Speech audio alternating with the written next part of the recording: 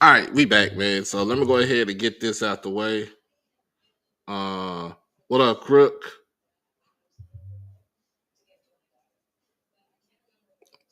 Let me get this one out the way.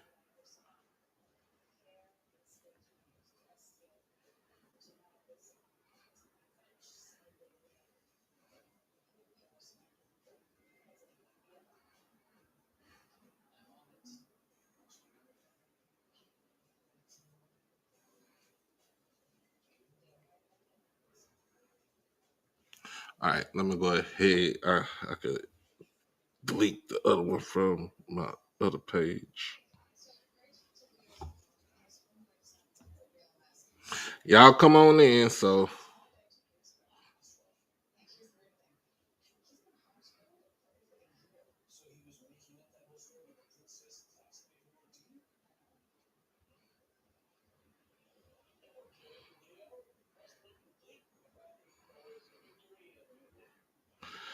all right.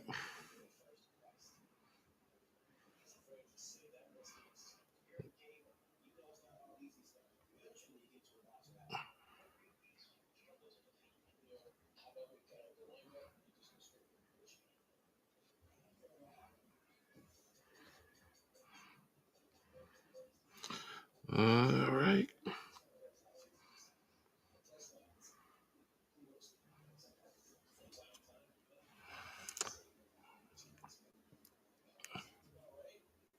Let's see what we got. What we got. Yeah, we back, man. We.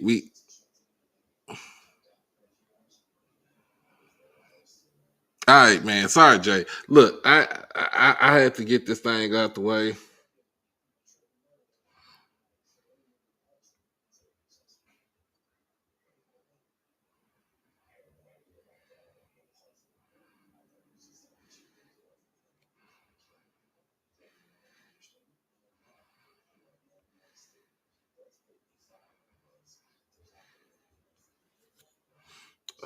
Let me see.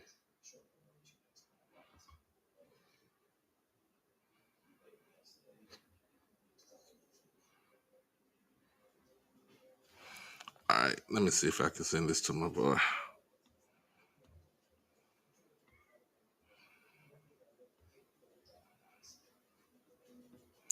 Glad I can. Where's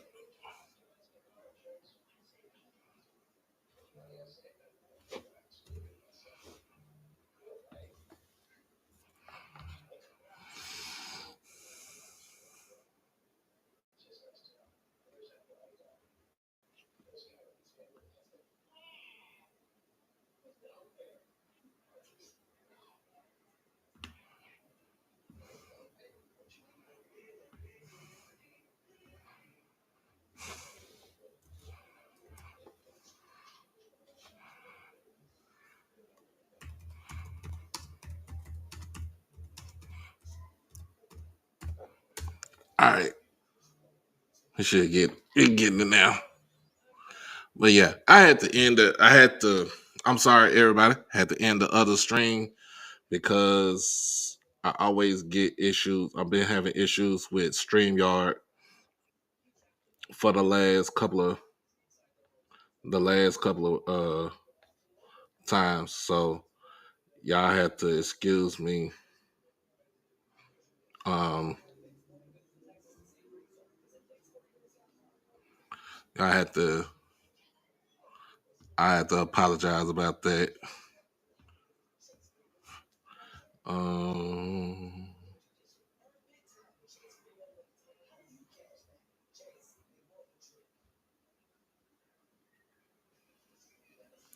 all right.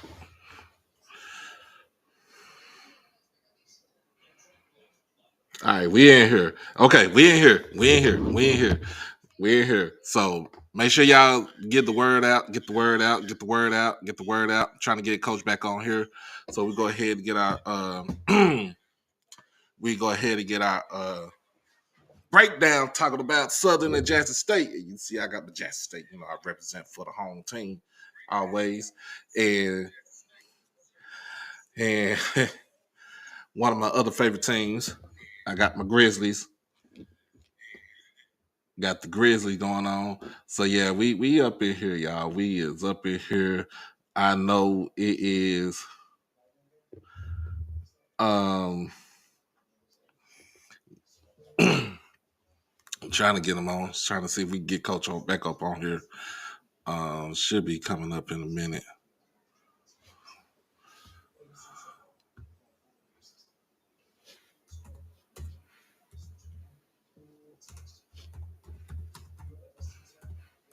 All right.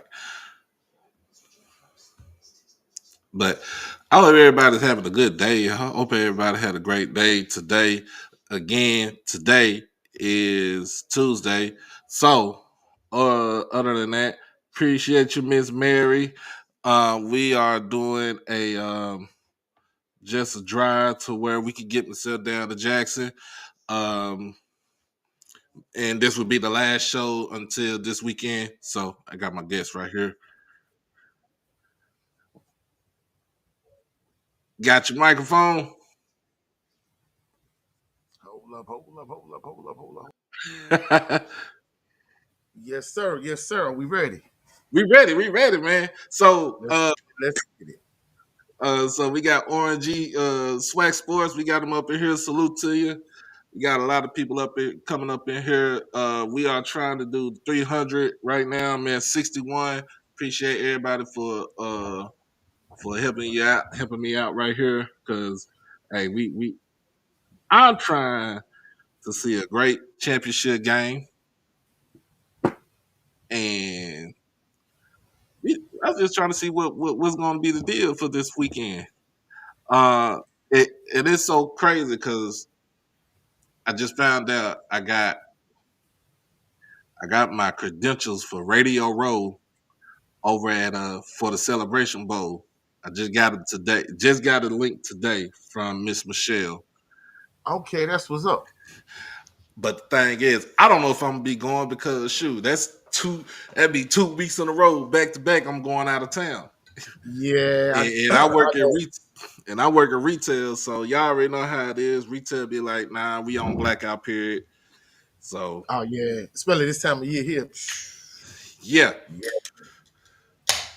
yeah. So you know, we got Dr. Kanisha up in here.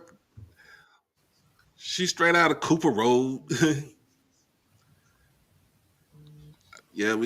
Yeah, got people coming up in here. But yeah, man, you were telling everybody about your Bayou Classic experience. You've been going for what the past 20 something years. Well, Uh yeah, I'll probably just to give a guesstimation. I've probably been maybe about 40 out, maybe. You know. yeah, that's about much time I've been born. So Yeah. Well, so I'm gonna be honest with you. I was going before I knew I was going. If that makes sense. oh yeah, So your mama then said we going to the game while you was up in there. yeah, without You question. My you my percolating. Yeah, senior, he went to Nickel State, but it wasn't out of choice; it was out of necessity. My grandmother basically told him, like, the street where I'm from, to go to Southern, he would have to get a ride up the road to catch the bus. Whereas the Nickel State bus, literally, because where I'm from, like Nickel State is like 35 minutes down the road, whereas Southern is like Hmm. 55 is in the other direction. So my Right. grandmother told him like, hey, you better get your black behind on that bus and go down there to Thibodeau. So that's how you that's how you ended up going to Nickel State. So that's why I really couldn't stand when Southern lost to Nickel State and not just lost, they got the brakes beat They off. got the brace beat off of them. Oh yeah, yeah. So I really couldn't stand that. In fact, realistically, I don't like when no Southland Conference team beat a SWAC team. It just kind of, make my skin crawl. You know what I'm saying? You know, but truthfully speaking, my mom graduated from Southern, I graduated from Southern, my sister graduated from Southern, my niece is like a junior right now as we speak. So, in fact, me and one of my first cousins, we graduated on the same day. So, it's tradition in my family. Oh, okay. Okay. So yeah, we let's see, man. First generation. first generation Jackson State student. With my immediate family, my mom, my sisters. My mom didn't never go to college. My sisters, they did a little bit, but not to the extent of what I did. Um, um, found out that my aunt who married my uncle, my mother's brother, found out that she was from Jackson and went to Jackson State in the Okay. '70s. So that was one thing. Then, of course, I have my stepson who's a student at Jackson State right now. Um, trying to get my niece to go down there.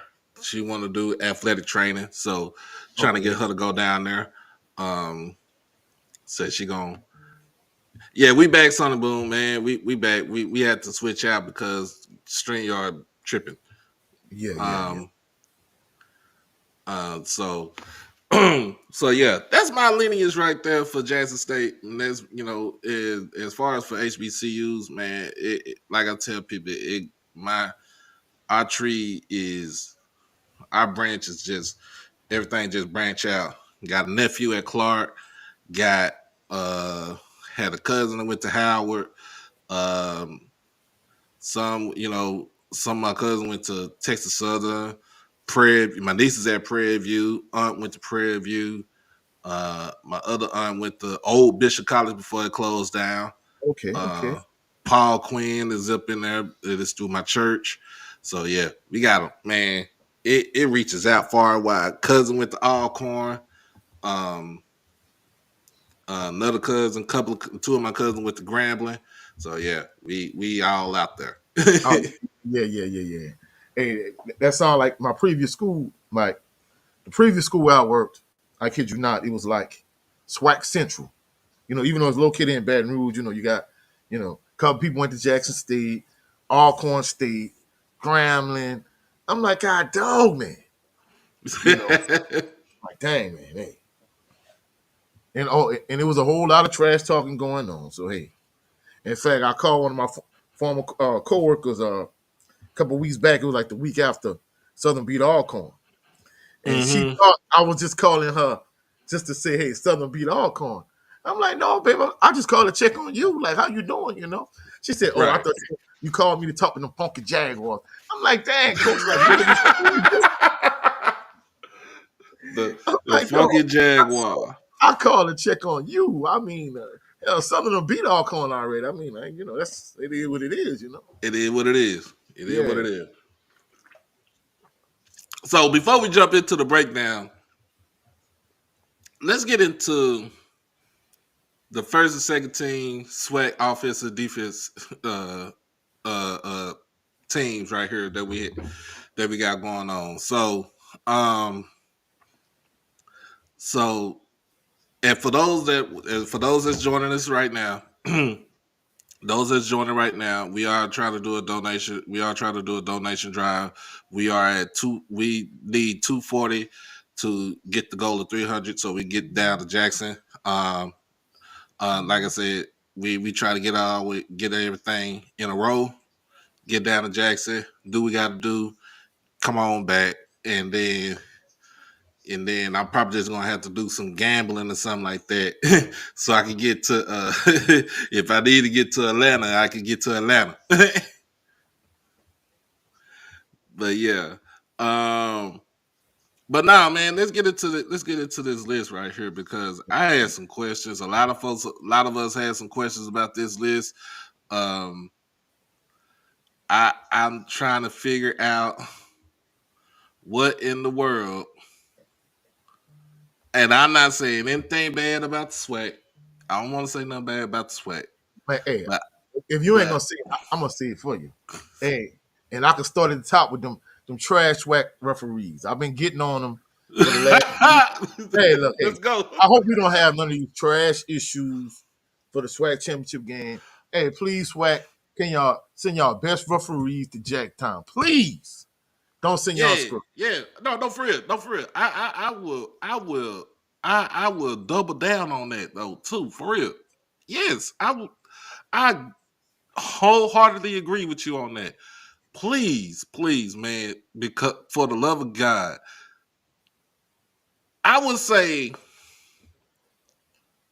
I would say the last game of the season, Jackson State played Alcorn.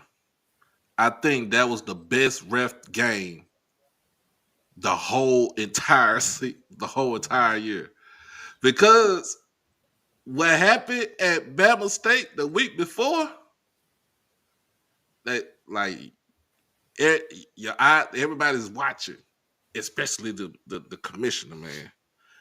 And I know referees get graded. They get graded after every game that they do. This is from something that I really do know. Please, please, please give us the best crew that you got. The best crew. We don't want no side we don't want no side dishes. We don't want the side piece.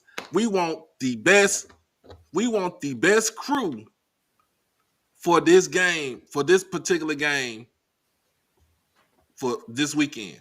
Like we want the best crew. So yeah. Um the only thing I say about this list is like, are the SIDs watching this game? Because that's who pick. That's who picks the list. Really? Are the SIDs watching the game? So of course we got on the first team offense. You got Daniel Richardson, which is a given. Yeah. Um, at quarterback, and you two running backs. You got Irv and you got Donovan from Jackson State, Alabama A&M. Yep. Then O line, you got Carson Vincent, who probably is the best offensive lineman in one of the best offensive linemen in the country in the FCS right now, bar none. Aurelius Dunn from Alabama State. The law offices of DeAndre Towns Blue here from Jackson. Uh, Charles Davis and Ashton Grable from Florida A&M. I have issues with that. On the offensive line. Wide receiver is pretty much sealed. Giovanni Gibson and Nathan Rembert from Pine Bluff and Valley. And tight end. I don't know about this tight end. I don't know about Truck Griffin at tight end to be first team. Yeah, I ain't gonna lie. I thought that was a little bit questionable. I think you know what. So when it comes to the tight end, in my eyes, Jackson Davis is by far the best tight end in the SWAC right now. The only reason why I feel like he didn't get the first team is same thing. The reason why Irv didn't get put on the list last season, snap count.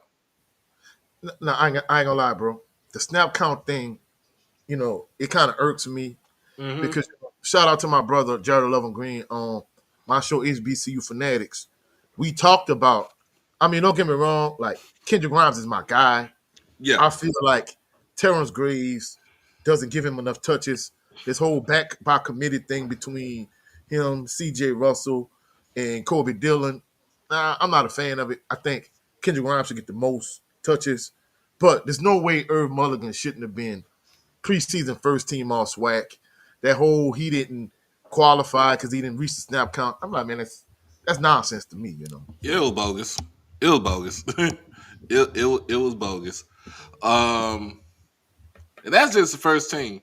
The only reason why I say I would rather have Jackson Davis and Truck Griffin because even though Truck can play multiple positions, he playing multiple positions. Jackson Davis is a he's a true tight end, A legitimate tight end, yeah, a legitimate tight end. yeah, He yeah. might not have the frame, the body build of a tight end, but he's a true tight end. Um, And I mean, when I'm talking about because he missed a couple of games, he missed like the first probably like three or four games. He had to ease his way back in, but he still finished the season with 31 receptions, and 360 yards and 2 touchdowns. Yeah, yeah. I mean, I'm not gonna lie. I'm in agreement with you on that in terms of, the tight end position. I mean, he that I'm not gonna lie, he that guy. Uh, you know, I feel like even in the SWAC when it comes to tight end position, a lot of times like on third down, if you just run your tight end up the seam, uh, you just sneak him out in the flat or whatever. Tight end always open in the SWAC. I don't know what it is, bro. Right. So I mean, if you use your tight end, I was surprised that Southern started to move, use their tight ends more this year. You know, hey, tight ends always open. I feel like Right. So then on first team defense, got Kelby Givens, which I'll is give a him. no brainer. It's Yeah, a yeah, given. It's a no brainer. yeah. When you got 26 tackles for losses plus what 8 sacks, you deserve to be on there. Without question. Traquan Thomas from Alabama State, he led the league. He led the conference in sacks with 11. Malachi Bailey and Josh Nobles. Now, I want you to speak. Who's on the list that should not be on here? Well, I'm not gonna look at it from that standpoint. I'm gonna look at it from the standpoint of why we gotta have co-defensive SWAC defensive players of the year. That's what that what you know what that's what Ken said earlier this morning. I'm like, look, hey, Why for the co-defensive player of the years? yeah, I mean, because guess what? That'll be like the equivalent to me saying, hey, Irv Mulligan and whoever, we're gonna make y'all co-offensive players of the year. Like, come on, man. Like, the SWAC does the dumbest things. Like preseason, I don't know if you remember, it's like the second team, in terms of the offensive lineman, they had like 4 linemen. I'm like, man, Mm-hmm. you couldn't have picked one extra offensive lineman. Like, why does SWAC just do stupid Oh stuff? yeah, preseason. Yeah, early when I was there at media day, and I was like, "Come on now, why are y'all not? Why y'all doing us is justice up in here, like for real?" So that's just the defensive line. Malachi Bailey on first team. I could have put him on second team because there's some other dudes that's on that kind of deserve to be on first team. Well, you got to realize he a name though. You know what I'm saying? That I is kid, true. I kid you not. When Alcorn came to AW, and that's one Hmm. thing. That's one thing. Like me and his, not this season here, but a couple years ago, I was Hmm. asking this guy because like I had like a lot of former coworkers that went to Alcorn, but that's from like Natchez, but that lives in Baton Rouge. So I Yeah. was asking him, I'm like, why so many people from Natchez live in Baton Rouge? And he was like, bro, the thing you don't understand is it's close enough to if something happens back in Natchez, you could just run home because it's 90 minutes away. But it's far enough away that you away. You know what I'm saying? Like you don't have to deal with what's going on in Natchez. I said, oh, all right, it makes sense. So, when it come to Malachi, they literally one guy on the road, he screamed Malachi name the whole game. Come on, Malachi. And then they had this other guy when Truck had the long, like 60-some yard run. Uh, you Yeah. know, yeah. So, Truck and Malachi, like the two names for Alcorn State.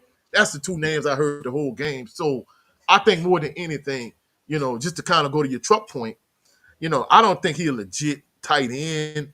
Like you said, he's more of a joker type player. You move him around. I really think he legitimately a running back more than anything. Right. But Right.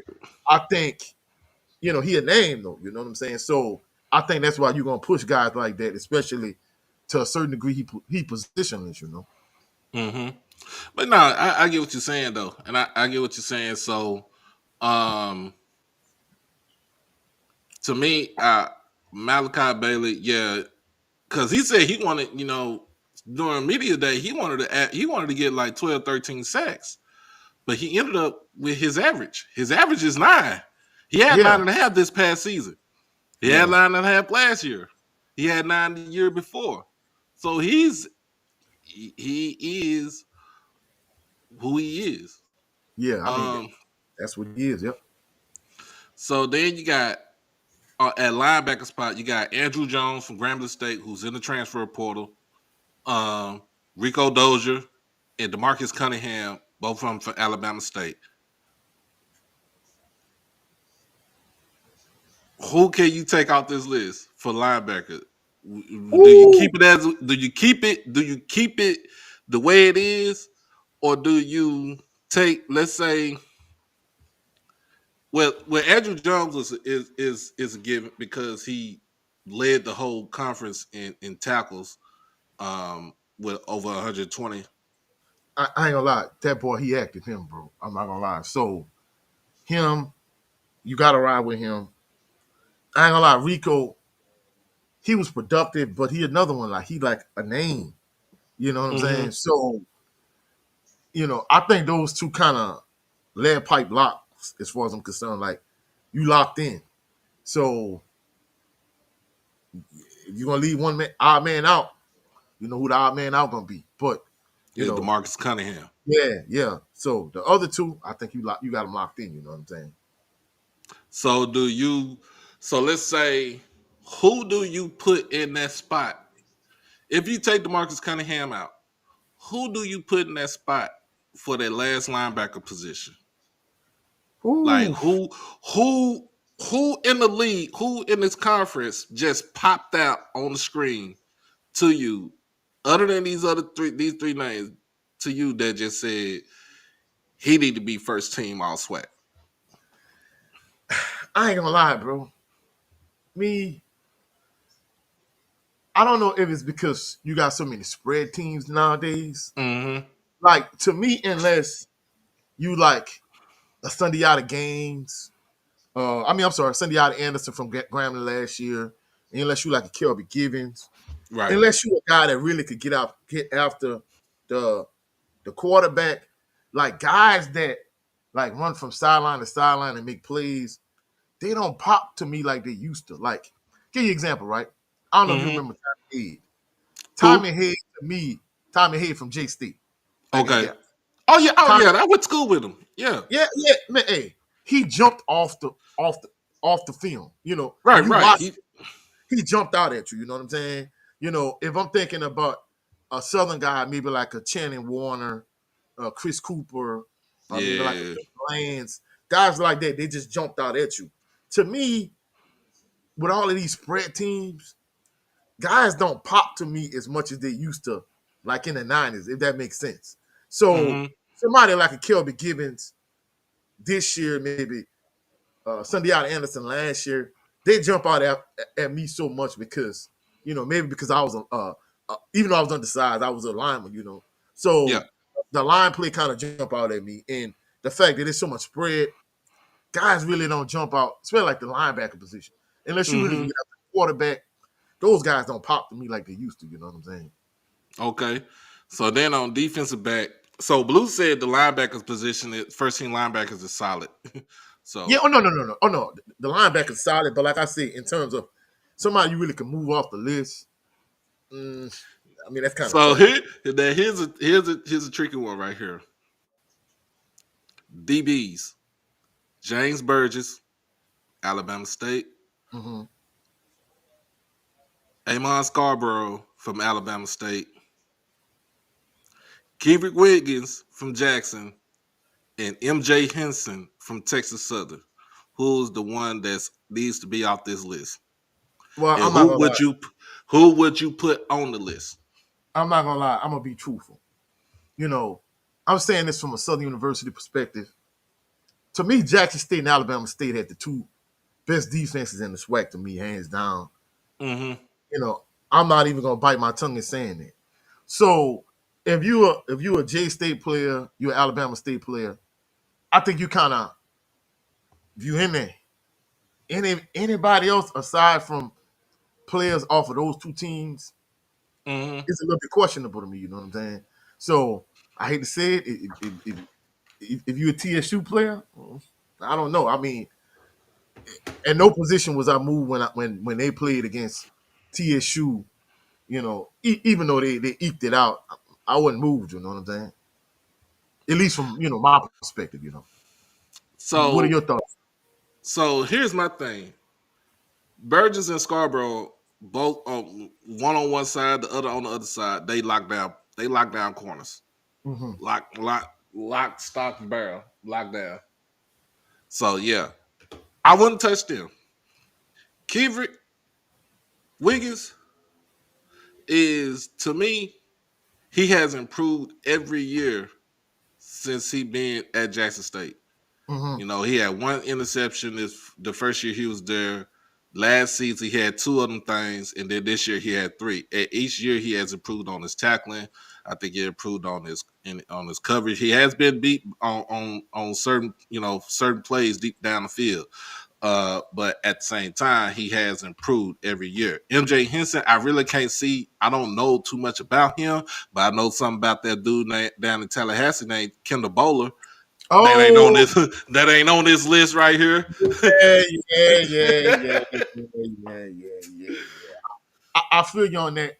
And like I said, when Jay State and Southern played, like, of course, the quarterback position kind of been a question mark this entire season, you know, on the yard at AW. But, you know, I ain't gonna lie, y'all secondary look rock solid to me when we played against y'all. So I mean, hey, I feel like he did his thing. Like I said, I mean, to me, Jackson State and Alabama State, they're the two best defenses in the SWAC, in my opinion. I So think fam, yeah. I think fam, you kind of made their name on the offensive end and the defensive end to me. So to me, they said that Kendrick was top in the league in pass breakups. Okay. So Well, he deserves. Yeah, Kendall Bowler not being on this is dirty work right there. Um, Place kicker, Guillermo Garcia Rodriguez from PV, punter Anthony Frederick from Bethune Cookman, return specialist Travis Terrell Jr., and then long snapper Avery Salerno, both from Jackson State. Uh, I I don't know about the punter. I don't even know about the kicker. Um, I don't know, but the return special and long snapper it's a no brainer right there because kick it to Travis and see what happens. yeah, I don't think the Southern gonna really kick his way this weekend. You know what I'm saying? In fact, really, if it wouldn't have been for the kick return against Grambling, I think that game probably ended up being a blowout if you ask me. But Right. Um. Now here's the second team offense. Uh, Second team offense, Jacobian Morgan at quarterback for Jackson State. Cause they could have went with they could have kind of went with they could have went to Jacobian. Could have went with Makai yeah, Higgins from Pine yeah, Bluff. yeah. But they gonna go with the QB that had the What's most, his name? he had the most production. Yeah, production, bigger name. I ain't gonna lie. He he another one. He a name that ring bells throughout the SWAC. You know what I'm saying? Right. Um, both running backs, Jacorian Sewell from Alcorn and Dennis Palmer from Bethune. Both of them boys is bad right there. Yeah, They both dogs them. You know what I'm saying? yeah. Offensive lineman, Ronald Brown from Alcorn, Desmond Daniels from Alabama State, Christian Love from Pine Bluff, Evan Henry and Kirk Ford from Jackson State. Do you move? Let's say this. Do you move up Evan Henry to the first team offensive line Oh and no, I ain't gonna move? lie. I ain't gonna lie. He was rock solid from everything I saw because I'm gonna keep it 100. Uh, in terms of like Kelby Gibbons and Big Willie Miles and Danny Cotton, like Hmm. I'm not gonna lie, J State just kind of punched him in the mouth the first time they played. I mean, Southern D line pretty much was in check, and I ain't gonna lie, I was kind of impressed as a former lineman, I was kind of impressed with Jackson State offensive line. You know what I'm saying? Right. So I could easily see him moving up the first team easy. You know what I'm saying? So wide receiver Keenan Hambrick from Alabama A&M and Jamar Gassett from FAMU, and then tight end Kobe Gross from FAMU. See, this is where I come in at with the tight end. So I will put Truck at second string tight end. I'll put Jackson Davis at first string. I agree with you. And then the thing about it, like I say, Truck is really like he not They like need to have a special. They just need to have a special yeah he section for him. yeah Athlete. he yeah he's an athlete. Like I say, he popped off the scoring when Alcorn came to Southern for homecoming. He had the long 65-yard run. I mean, it was like 4-1, and it was on like the -35. And I'm like, dude, Mm-hmm. they can't be going for it. They loaded up the box. Truck ran 65 yards for a touchdown. So, like Yeah, you said, he is not. He's not a tight end. I think he's more of a running back than a tight end, but he kind of like a hybrid. He like you said, athlete. yeah. We used to call them satellites, where you kind of move them all over the place. Boom You all over the know, place. yeah, like a Reggie Bush type when he was with the Saints. He that kind of guy. You kind of put him wherever. You know what I'm saying? So he that guy. He not just a straight. We're gonna throw you the ball tight end out the backfield. You know what I'm saying? Like maybe if you even want to use like maybe like an Aaron Hernandez type. Uh, When he was. Well, I mean, Florida, Aaron Hernandez. I Florida, don't. Aaron Hernandez. I don't mean his transgressions. I don't mean his transgressions. I meant the way Bill Belichick used him. He Yeah, put in him the in the games. backfield. He let him run the ball a little bit. He put him at tight end throwing the ball, flex him out wide, throwing the ball out the backfield. I'm talking in terms of his usage, not his transgressions. Okay, I just meant. I was saying between. I was saying it could have been when he was at Florida, or like you said in New England. Yeah, yeah, But yeah, then the second team defense, James Ash from FAMU, Keelan Cox from Texas Southern, Dorian Wesley from A&M, and Jaden Hardy from Grambling. Um, Now, see, this is where I would say maybe a Jeremiah Williams come into play for at least second team, um, or True Thompson on second team. As far as on defensive line, don't get me wrong, Dorian Wesley, he is that guy. James Ash is pretty much a space eater, being at 6'4", 285, 290. He's yeah. he's taking on double teams, so he's not gonna have the sacks that you want him to see, as far as having like 8, 9, 10 sacks as an interior lineman.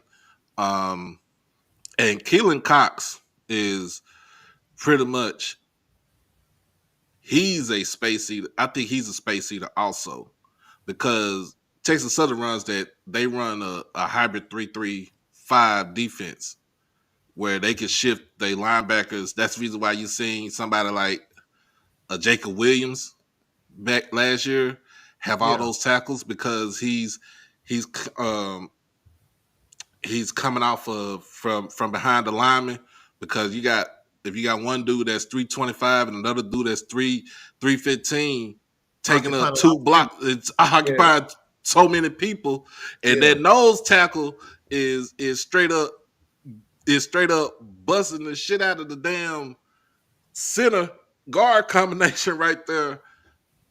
He's running free. He's running free. But and then I would say um as far as with the D line,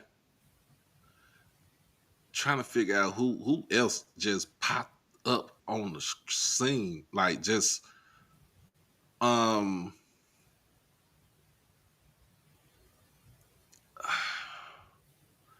I was gonna say some. Who's the edge rusher from Prairie View?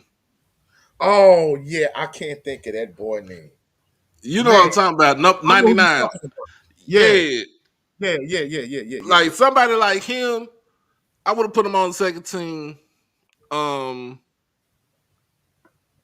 like I don't know, man. It's just the second team defensive line. This one, like a True Thompson or Jeremiah Williams would have been suffice on the second team.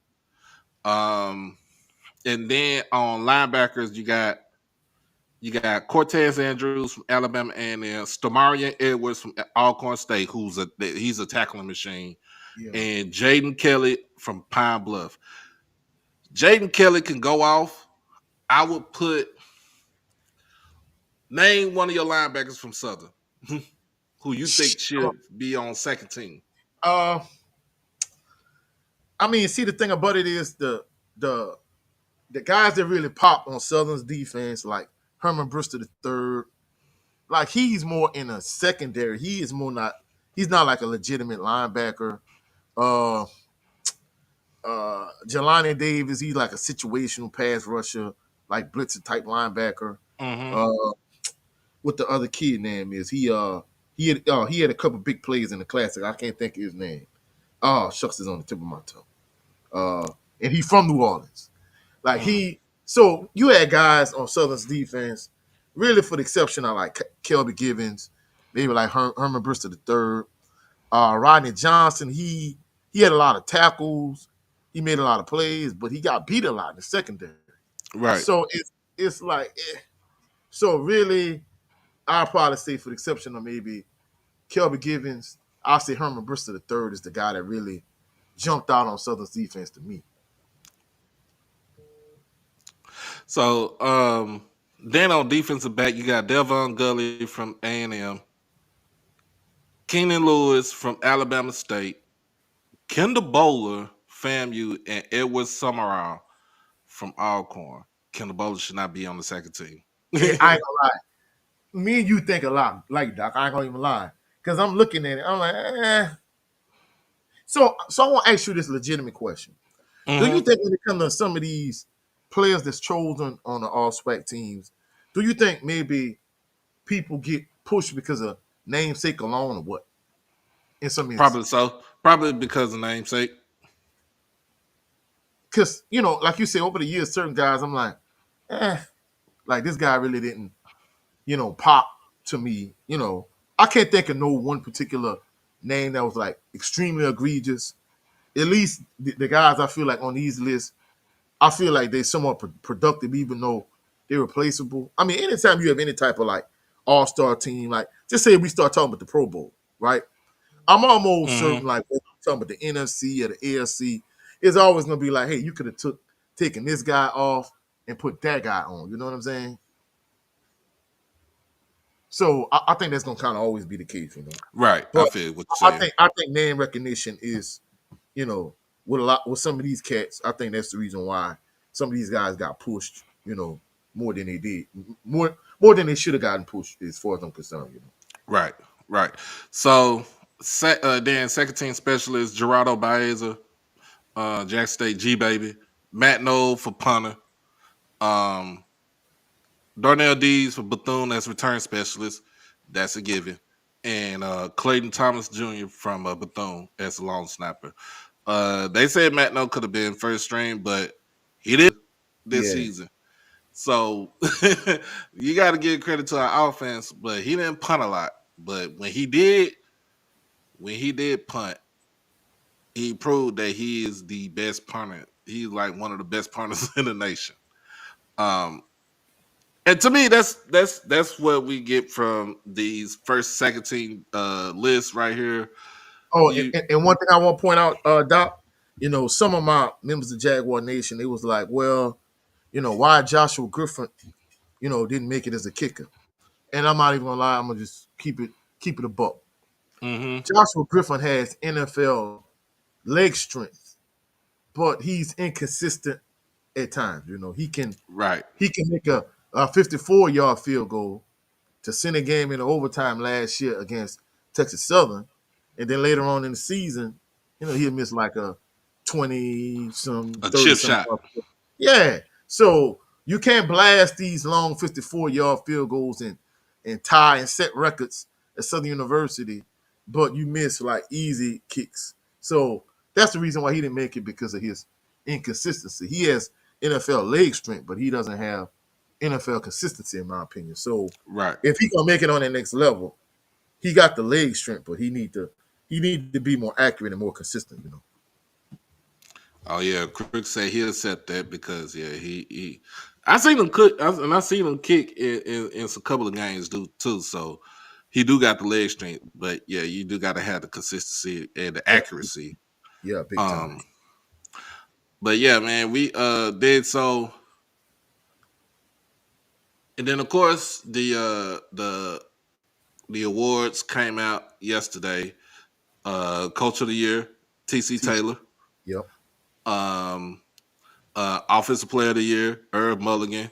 That yep, that was given because once he, like I said, once he went on the 100 yard his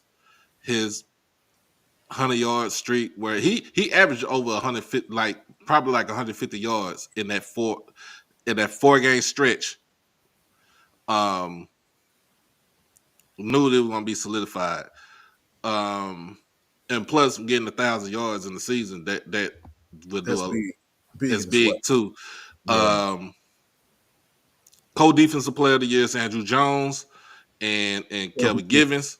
yeah. Um, um, Newcomer of the year was Daniel Fam. Richardson for FAMU, Uh-huh. and freshman of the year Travis Terrell, Jackson State. Yep. So, do you think we was talking? You just said this earlier. Do you think that the co-defensive player of the year it should have just been one person? Yeah, Who yeah, and who? It to me, let's take those two names out. Let's take Andrew Jones and Kelby Givens out. Who else would you put as defensive player of the year? Ooh, not gonna lie, that's a tough one. Nah, the thing that kind of rubbed me is, like you said, just having that co-defensive player of the year thing. I think, from a Kelvin Givens standpoint, I think, somebody that was that's a coach. A lot of times when you're a defensive lineman, if you don't get the sack, like you don't get the credit and the recognition you deserve.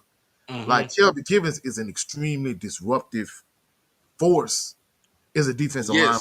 Yes, I yes. think I think the thing that, as a defensive line coach, like I talked about it, like maybe a couple weeks ago. The thing I would want him to do more is, like, as a pass rusher. To me, I think he takes an inside pad too often. I think what he needs Mm-hmm. to do is he need to set up, whether you're gonna use a swim or rip or whatever. I think you need to set up an edge rush more, and then use a counter move like a spin move, a rip or swim to get inside to set it up. I think he take an inside pad too much. And I don't get me wrong. Sometimes they kind of set up TE games, with maybe like him and Davin Cotton, or maybe him and Willie Miles, or whatever they set up. But I think they need to get him going outside more and let him mix it up. And really, I kind of say he did an excellent job from the standpoint of last year. Him and Taj Brown, even though Taj Brown only made second team last year, he Mm-hmm. made second team the last 2 years. Last year, defensive end, in the year before at nose guard, which was a crazy jump to me. You make it at second team at nose guard, then you move to defensive end, you make it, which was more his natural position. I Right. kind of felt like last year, Kelvin Givens was the better pass rusher, but Taj Brown was more of a disruptive force. Whereas I Mm-hmm. think this year, Willie Miles had a huge spring game, but I know he had the viral moment against UAPB, the seal of the Swac West. But Mm-hmm. I felt like he didn't take that same synergy he had during the spring game, where he just kind of dominated Southern offensive line. He really didn't bring that into the season. And Davin Cotton, him coming back too, I thought he would have been more disruptive. So that's why I was kind of extremely impressed with the season Kelby Givens had, because this the crazy thing about it, right? He switched from number 92 to number 1. So I was Mm-hmm. at the first game of the year when they played against McNeese State. of course, I was highly heated because I drove 2 hours and 10 minutes to Lake Charles, and y'all led like 75, 85% of the game to end up losing to a quarterback that really should have been on your roster last year. But that's another story. And I'm like, man, this number one. I'm like, what happened to Kelvin Givens? I'm like, he won number 92 and da. And they come to find out, they were like, oh, he switched to one. I'm like, oh, for real. So he jumped out, me just sitting there watching the game. And I'm like, man, this number one is a disruptor.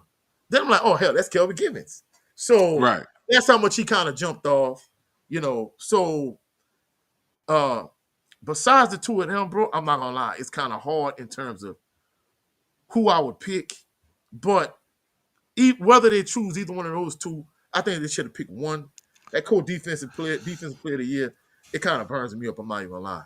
But if you had to pick Yeah. one, who would you say besides those two? Because So I'm looking at all around. Andrew Jones, he did lead the league in tackles, 122 tackles for the year. Um, Kelby had 67 tackles coming off a defensive line. Of course he led the league in tackles for loss at 26 and a half, and then Andrew Jones was second with 20 and a half, mm-hmm. and in a close third was Malachi Bailey, who was 19 and a half. So Traquan Thomas had 16 and a half tackles for loss, but what did he have for as far as total tackles, in for the team? So he had 64 total tackles. Uh 16 and a half tackles for losses. He led the league in sacks with 12 sacks for the season. Kelvin had 11, and then Malachi had 9.5. Josh Nobles had 9.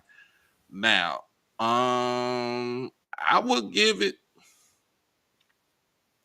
off the strength of that, because it's only because they're doing it because Andrew had 26 and a half tackles for loss. Mm-hmm. But also Kelby had 20 half in the tackles for losses, but he also had 11 sacks too. So that Yeah, means that he was a disruptive force on the defense that you will have to account for. If I am a offensive coordinator, I am getting with my O-line coach. I'm getting with the running backs coach. And I'm like, you see that dude right there? You see that dude right there? Number one, him. Yeah. 6'3", 250, 260. mm-hmm. Hey, make sure he do not get to my quarterback. My quarterback needs to stay upright. My quarterback needs to have his uniform clean. If you playing on turf, you good. If you playing on grass, he need to have that shit clean. Yeah, You yeah, need it need to be shiny white or whatever the color that you wearing. I'm not trying to make sure that this dude get in my backfield, because what I saw on Saturday, and I seen it last year. I seen it last year. I seen when y'all played us this year. But just overall, he is who he say he is. He is a disruptive force on that defensive line. Andrew Jones is more of, he is a tackling machine. that's if no if ands or buts about it. He's a tackling machine. So did the Swac did the SIDs get this right? You can say they did get it right, but you should say, well, it need to be one. It just need to be one person. yeah, yeah, yeah. It just need to be one player. So I think they got it right as far as making code, because I think it's hard to pick between those two. You know what I'm saying? To me, it's hard to pick between those two players. Now, if you really want to keep it a bean, you just beat this guy this past Saturday. They team ended the season 5-7. I would have to give a slight edge if I'm just choosing one. I would have to give a slight edge to Kelvin Givens Yeah. because he is on a division winning team. They you play in the Swac in the conference championship game. He is a problem. He is somebody that you have to account for as you if you are offensive coordinator. You got to account for this guy because he can wreck up your whole season if he wanted to. Uh Passes defended, as we was talking about this on the first and second team list. I see why MJ Henson was on first team. The man had 10 pass breakups. Now, see, that makes sense. That makes sense. The man had 10 pass breakups. Kivik had 11, but they so the way the SWAC does it when they say passes defended, they do it as your interceptions and your passes defended uh all in one. Okay. Your breakups and your defended. TJ Huggins, he could have been on this list, but he didn't play the certain amount of snaps because he only played 9 games. He hasn't gotten the 75%. He only played probably like 60% of the season. Mm. Andrew Volmar for Bethune Cookman could have been on the list. He could have been on the second list too. He had 10 pass breakups. He also had 2 interceptions, but Bethune Cookman really wasn't all that great. I'm not Um, gonna lie, bro. I don't know what kind of NL, excuse me, NIL money they got in the state of Florida, but to me, it seemed like Bethune Cookman, like they real best players are on that side of the ball for whatever reason. And mhm. I'm not gonna lie, I mean, it really didn't reflect in the game, but people don't realize like Bethune Cookman gave Southern problems that night. I mean, they led most of the game, and for it to go in the way the NCAA get the new overtime rules is crazy now, but Yeah, it was in all actuality they got it listed as like 3 overtimes. Bro, that was like 6 or 7 overtimes, really, like 5 for sure. right. Because, after like the whatever overtime, they keep putting the ball at the 2, and it's essentially like a 2-point conversion, and you flip flop back and forth. So I mean, that was a heck of a game that night. I mean, Now, I'm gonna tell you who's left off this list, and it's a travesty. It says Guthrie is left off the second team list. say that again, bro. It says Guthrie, Jackson State Oh, safety oh, was left oh off yeah. this list. That's who I said should have not been on. One of them players should not even been on this list. I would have put the Sayers on that list because if it's not for him, that back end of that defense for Jackson State don't work because he's the one who's communicating everything, and that's to the front, that's to the middle, and that's to the front. He's communicating everything to the defense, but It's he. I don't mean to cut you off, bro. I agree with you. But see, the thing about it is the, the blessing and the curse when you have a team like Jackson State and you got Mhm. so many players on your first teams and second teams or whatever, you're gonna have an omission by default. Because I'm gonna give you an example, right? I remember like my senior year and the team I played on, they won the district championship.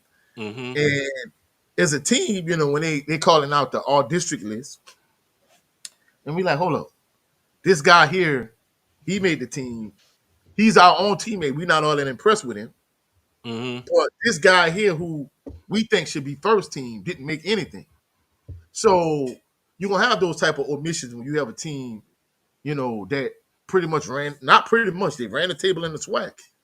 I mean, when you got a team the way Jackson State has their team this year, bro, you're gonna get somebody that really is deserving of being on their team that's gonna be omitted, when you had that type of success. Right. I get what you're saying. I get what you're saying. I get what you're saying. So donation counter at the bottom is $240. The goal was 300. $240. If you want to, make sure that you can hit the PayPal, Cash App, or the Zelle. can't. I mean, if you want to send something through the super chat, you can, but I would not get that because that comes out later in the month. But this is the way you can actually get everything set, and we can get down to Jackson, get the business, get all this good footage, and head back home here to Dallas. So let's just let y'all know. Um, let's see what we got next on the list before we get to the breakdown, man. Because I kind of want, because I know we're gonna be on that breakdown for a minute. Um, coaches, coaches fired. Coaches getting fired. Um, so we just got word. They just let go of. Coach Manor. Of course, they let go of Coach Maynard. Uh-huh. Um, they also let go Coach McDowell from PV. We already know about him. Coach McDowell from PV. We already know that. Yep. Um, Dawson Odoms from Norfolk. Dawson O's from Norfolk. Mm-hmm. Let's see what else. Oh, Adrian Jones from Shaw got let go Yeah. today. Yeah, I heard about that. One of my partners texted me. He got let go today. Um,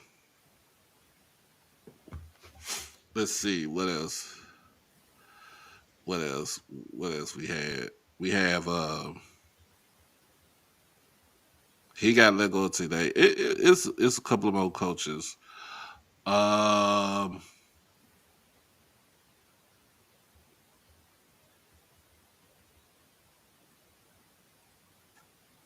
trying to figure out.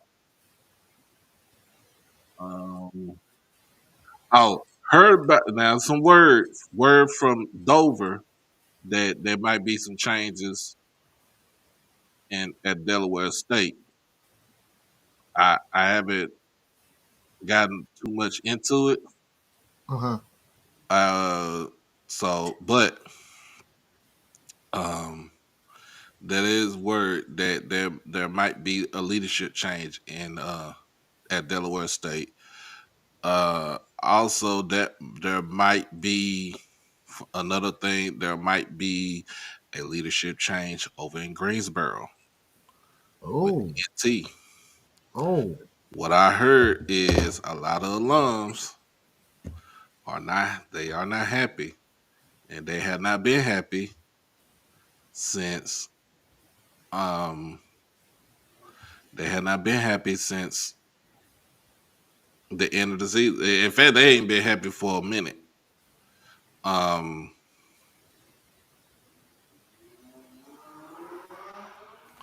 so who do you think? So let's talk about it in the Swac. Oh, it is it's another word too. I just thought about this. It's just off the tip of my tongue. Over at Grambling, Mickey Joseph is looking to maybe try to clean house and get his own folks up in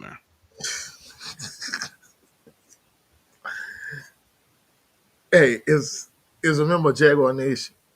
I find that extremely funny. there. Consider, first and foremost, people don't know this.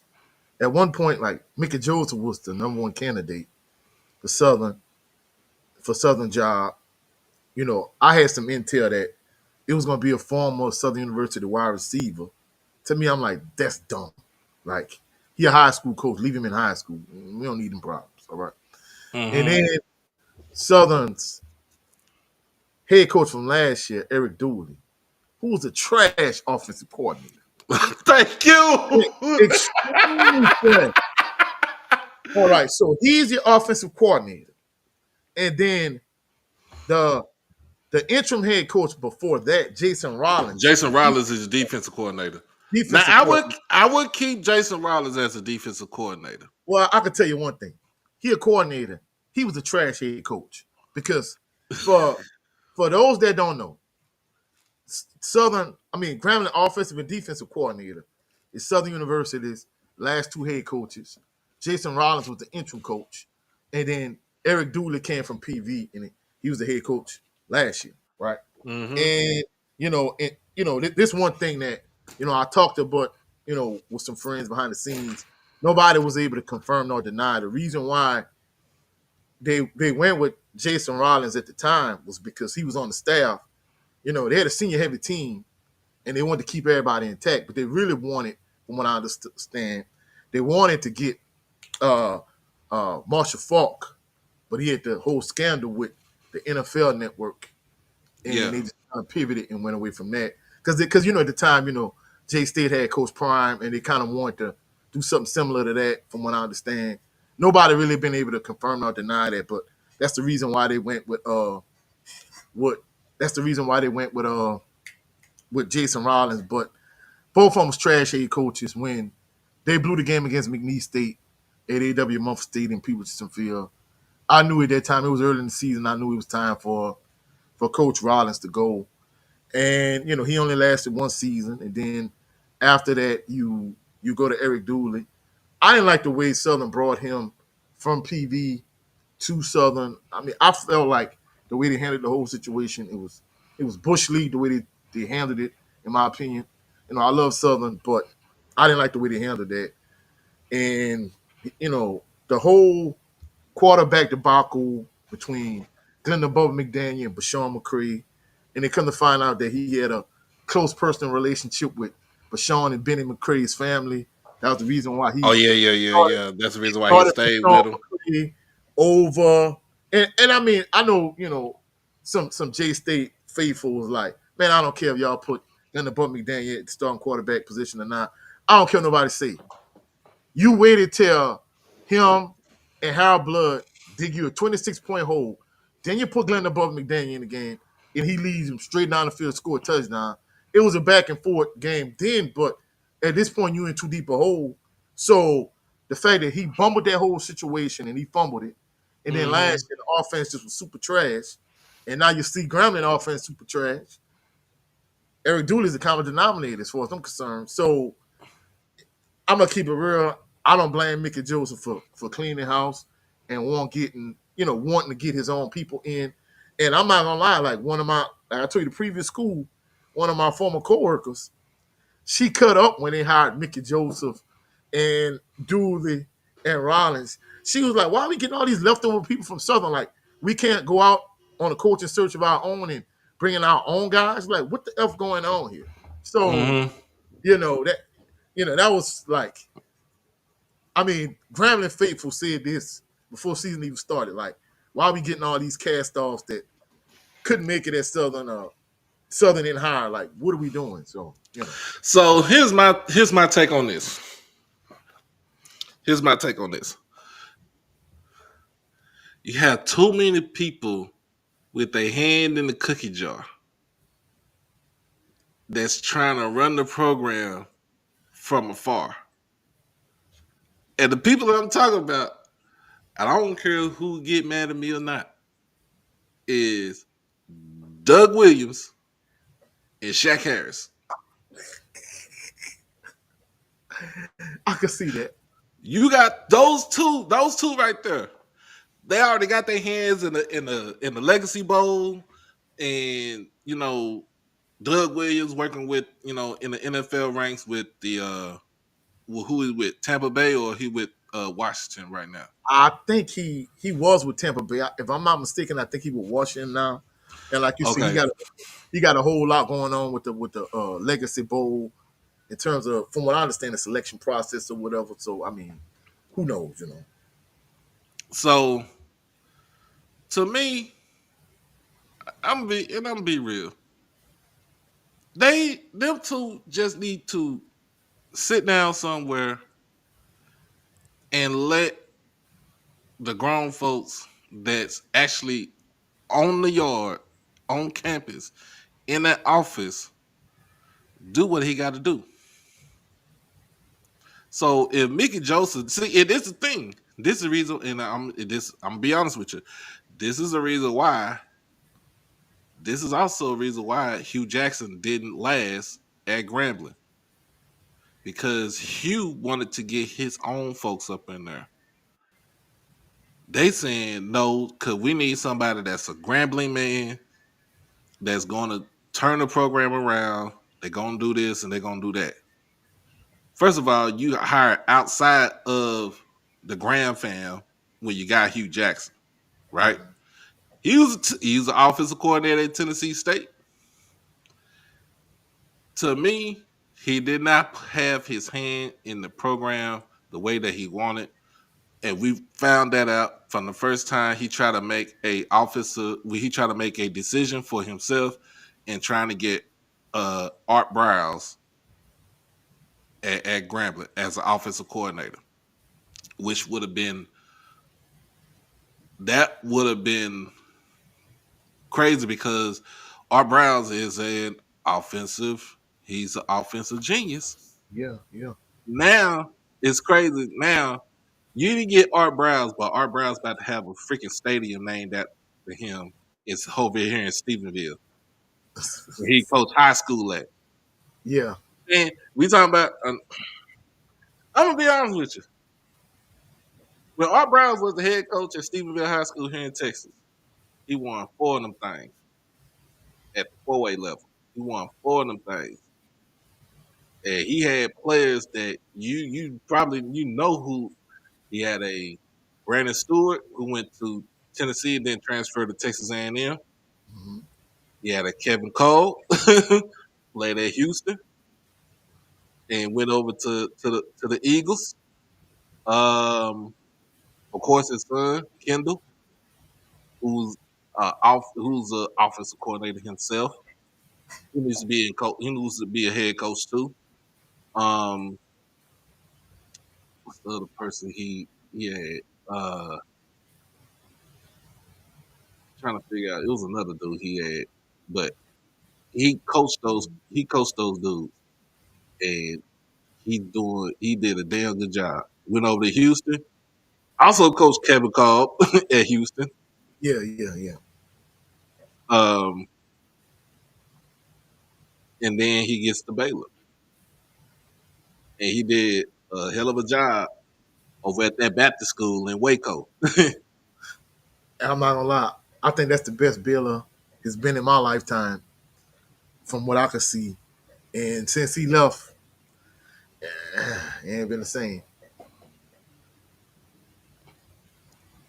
See, that just tells me these folks need to sit their black ass down somewhere and chill out. Like seriously. Now, is it true that they considering him for the PV job? Or that is rumor and innuendo. Hold on now, cause I ain't hear about that. No, so I mean I heard like some minor rumblings about it. I mean, it ain't nothing set in stone, but I think it's more rumor and innuendo. But that's what I heard. Like they would consider him for a PV job. But I'm thinking to myself, I'm gonna be truthful. I think if he gets to Prairie View, I hate to say it, just like with Coach Prime, I think it'll just be a stepping stone to a Power Five job, in my opinion. If it was to transpire, you know. Right. But at least I mean, at least if he did that, he could say like, yeah, this is just one step for me to get back to where I needed to go, where Yeah, I need to be at. Um. So, but yeah, but it's just too many hands, and it just those two hands are in the cookie jar at Grambling, and it seemed like that anybody that they get a coach in at Grambling, they are going. You got to go through them before you do anything else, and I feel like that's a detriment to the the program. coach to the program Yeah. because you see with Doug Williams, and I feel like this is my whole thing. I think Doug Williams really want to come back to coaching.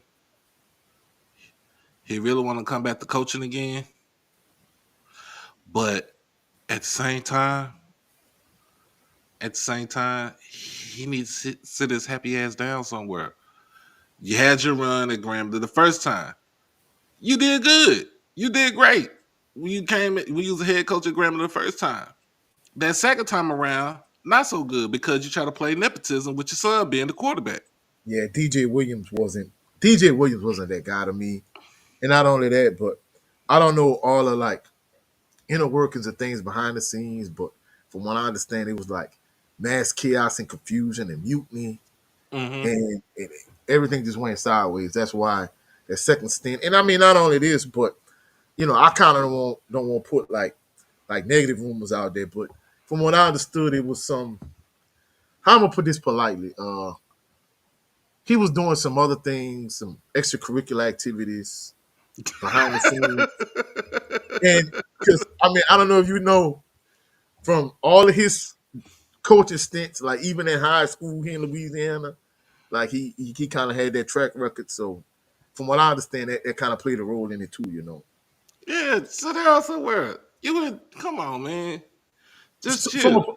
a political standpoint, bro, he cannot go back to Grambling and be a head coach again because No, all of that extracurricular stuff behind the scenes is what kind of caught him up. no. And I'm gonna say it like this: sit your black ass down somewhere Yeah, and let Mickey coach the team. and I mean, Let him get the people that he need to get in there that he feel like is going to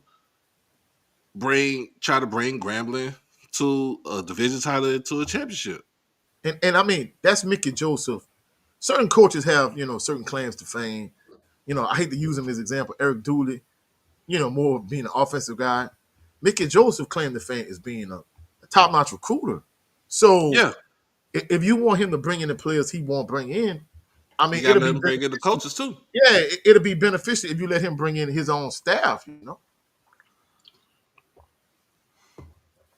But see, that's the thing. That's the thing. I'm gonna be real with you. Any is if it's any grand fan that's watching right now, y'all need to tell Dr. Travion Scott to get some nuts and tell him to let Doug and Shaq know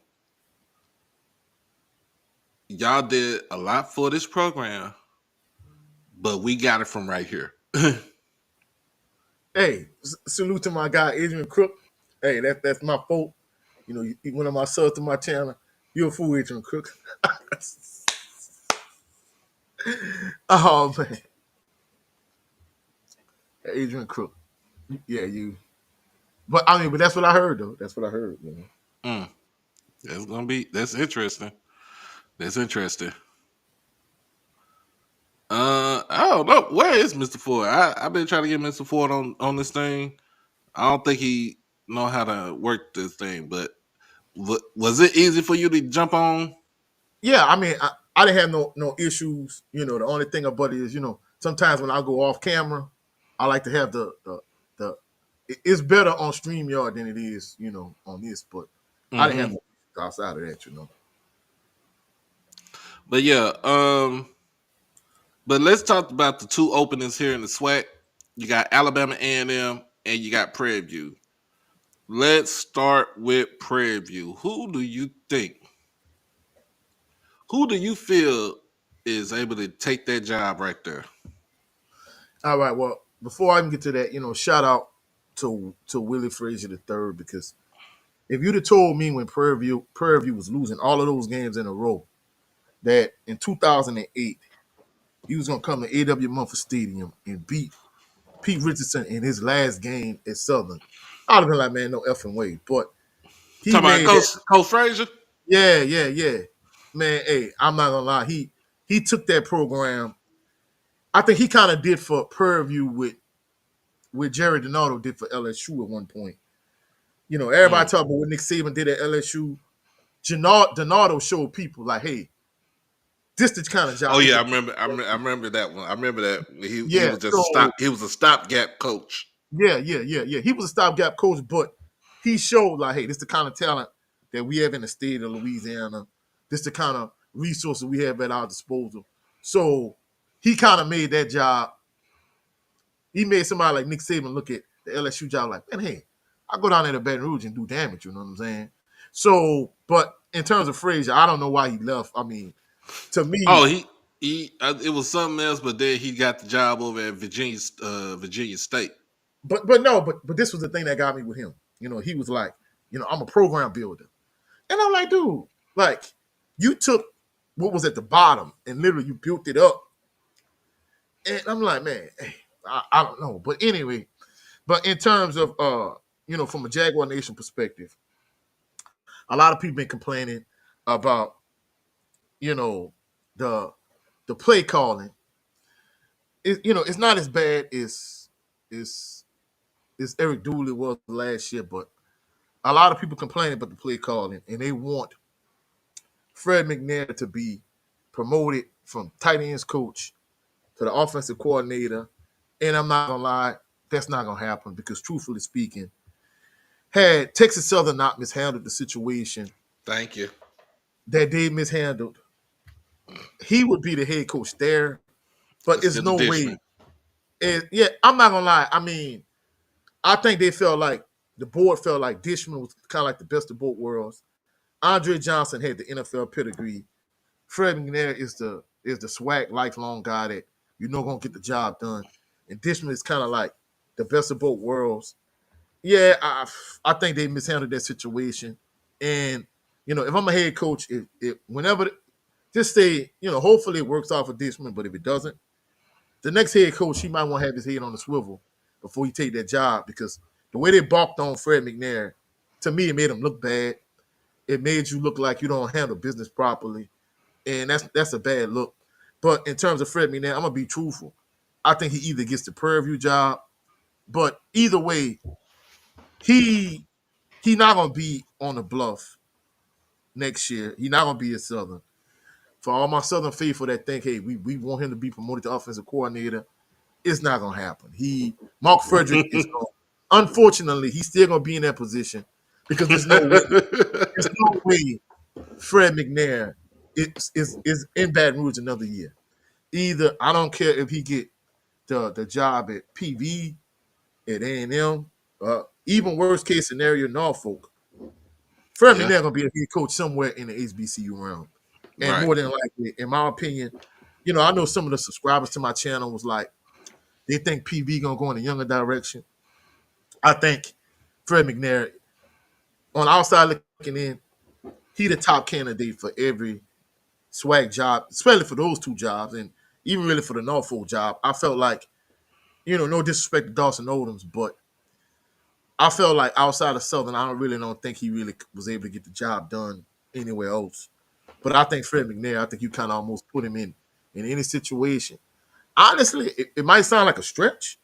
I think he Hmm. might be able to turn that Valley program around if Wade wasn't in that spot. You know what I'm saying? So, there's some rumblings about Wade too. I don't know, but either way, I think Kobe he good. He had to do a whole. He had to do some furniture moving in the middle of the season to and I think once he did that, even though the outcomes of certain games didn't go their way, um, they did end the season like when it comes to scoring wise, that's their issue was they couldn't score.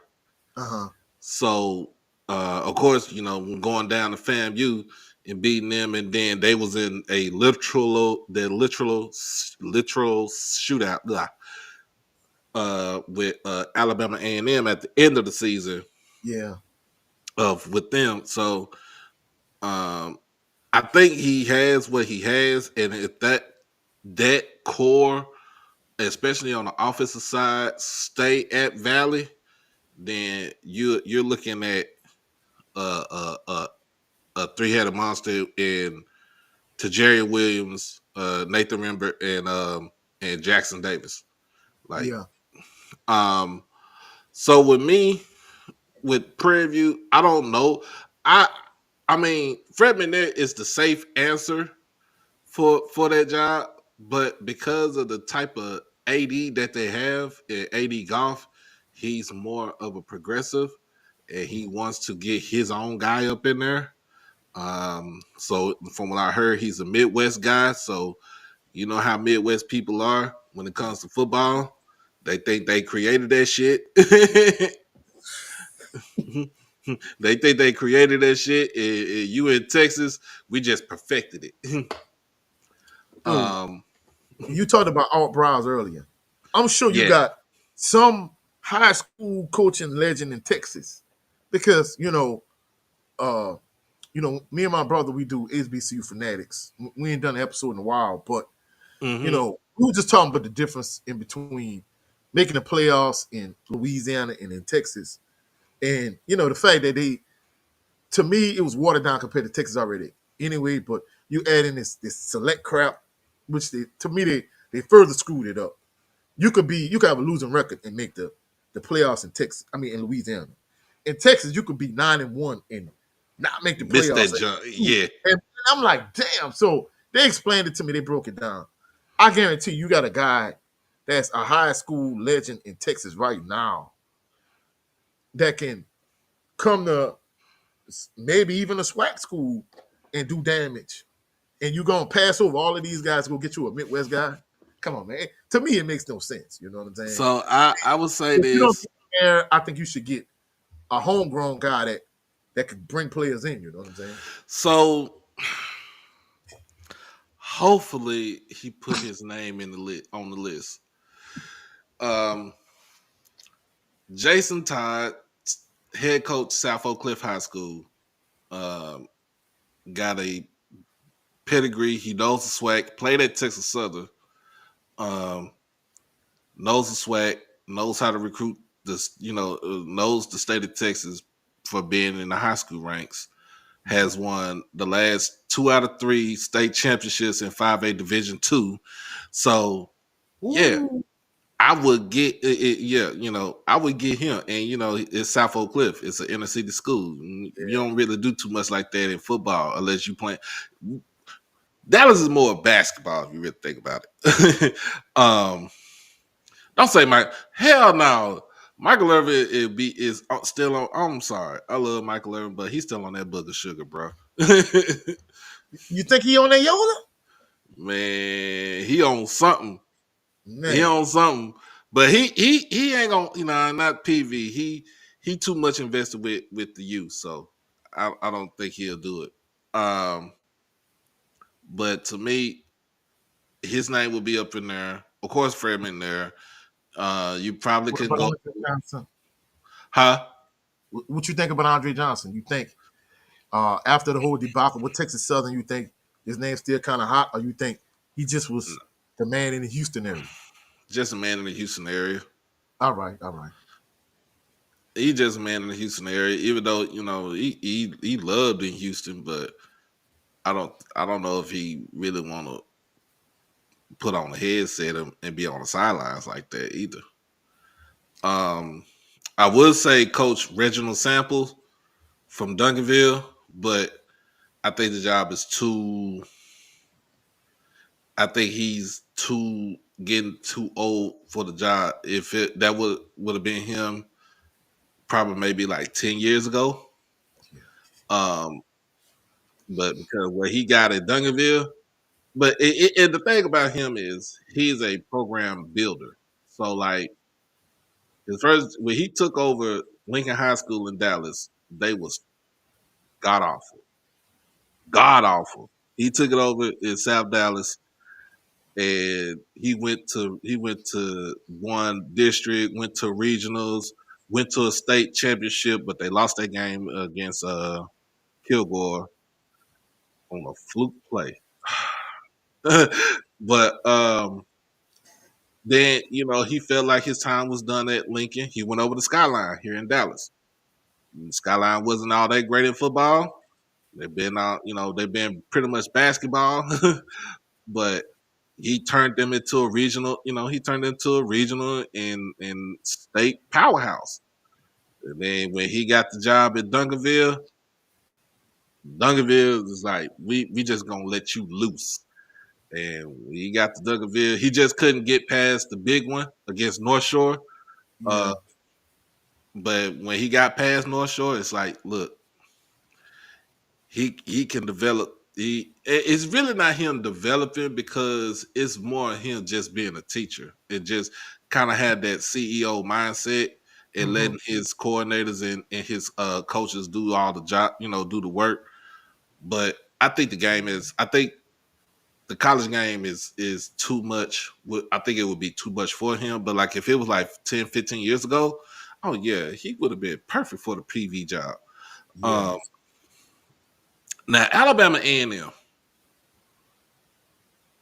is one name I'm gonna go with, and it's some bulldogs over here. I know it's a bulldog in here, Jay White. He did predict that Maynard was gonna get fired. He did predict that, but he said he don't want no D2 coach. I'm going down to Fairfield, Alabama, and picking up Sam Shade at Miles yeah, College. yeah. That's to me. I think that's a good pickup. I'm not even gonna lie. I don't care what nobody say. I'm yes, you do. You need him. You need him. Your defense has been leaky. Your offense, I mean, of course, your offense was great because you had Connor Maynard, who's an offensive genius, but you need Sam Shade because you need that. You need a younger coach to come up in there, turn the program around. I promise you, AD Bryant is looking at him. He's going to Fairfield, and if he can, he gonna throw him a bag. Now, that's your question. You think Coach Manor is gonna land on his feet somewhere, or you think it's probably done for him? Hey, I don't know. He might go back to North Carolina. He might. If that A&T job could become available, he might put his name up in there. But Yeah. I think that goes. I think that goes towards if that A&T job becomes available. I think that goes towards Sean Gibbs from Fort Valley. Why would they leave the MEAC though, bro? I don't understand it. Man, hey, bro. I don't know why black people always think the white man's ice is colder. Like, ooh, not a good thing. Like, hey, y'all going to Celebration Bowl every year. Y'all whooping up on Alcorn. Y'all whooping on whoever come out the Swac. Like, what what are you doing, man? Hey, bro, that's stupid. That was stupid, They messing up the church's money. man. Big time, bro. Um, was would JSU hire Sam Shade if we didn't have TC Taylor? Hell yeah, I hire Sam Shade. Why? Look what he has done the last 3 years. Look what, like, literally, look what he has done in the last 3 years at Miles. Look what he done this past. Look what he done this season. Started off 0-2 and then ran 9 straight, and then they lost to Valdosta. Like, come on,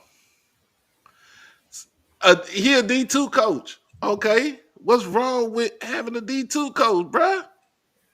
Man, hey, people don't realize, hey, sometimes that's you need a coach like that. Because I'm gonna be truthful. I'm almost certain if you ask Southern fans back in the gap, they'd have been like, "Hey, people just hey, he coached at Winston Salem State. So like, what we gonna Thank do?" you. So hey, bro. I mean, hey, What's wrong with the P2? What's wrong with the D2 coach? Because last time I checked, Connor and Maynard came from a D2 program. He was at Winston Salem. yep. Let's don't act like y'all ain't too big for a coach like that. Don't act like y'all ain't too big for a coach like that. Come on now. I'm going to Sam Shade's house, wherever he at in Alabama, and be like, say, bro, do you want this job or not? I'm throwing the bag at him. Say what you want to say, Jay White. Yeah, he was at Hampton too, but but Maynard's most successful time was at Winston Salem. Why? Because he led that school to the Division II national championship game. It was this damn close to winning that shit.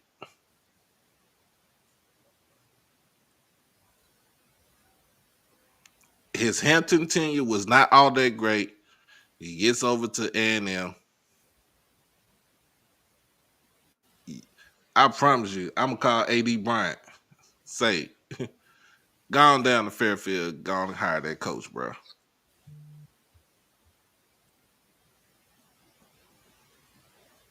What else do you got to lose?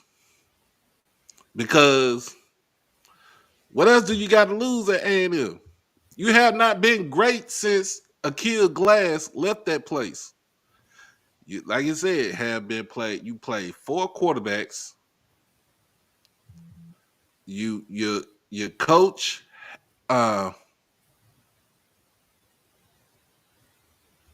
your coach always played the quarterback carousel. Y'all, so if you going so here's the thing: you gonna hire Tremaine Jackson before you hire Sam Shade. Tremaine Jackson ain't leaving Valdosta State. He is not leaving there. What makes you think he leaving Valdosta?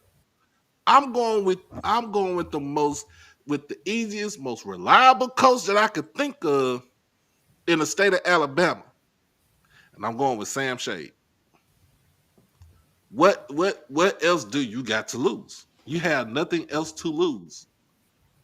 You've already lost. Like you went 4-7 last season. You went seven. You went 7-4 the season before. You went 70. What 65. This is all from after the damn COVID season that you had when you went 5-0. So what? Tell me what type of power do y'all have as far as alum? I mean, you do have power because you do give money to the school. But when it comes to picking a coach, when it comes to picking a coach, what type of influence do you have? Let's not get onto it because the type of influence that let's not get onto like what FAMU did. The type of influence they had, they wanted one coach, one group wanted one coach, one group wanted another coach, and then the AD said, "Fuck all that, I want this coach from Fort Valley." And y'all all went up in an uproar talking about no.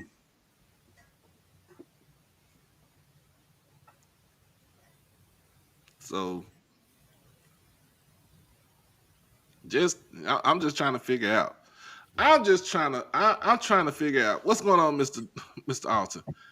I'm just trying to figure out what do A&M have to lose if they hire a D2 coach?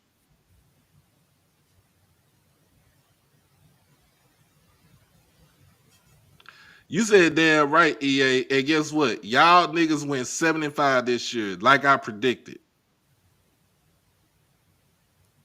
And you lost the Valley. So Ooh. you have nothing. You have nothing in this fight either, bruh. You have nothing in this fight.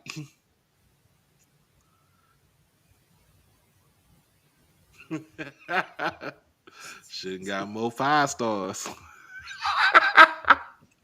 I'm just saying. I'm just saying, man. Come on, man. Now, hey, now I want to ask you this though, Doc.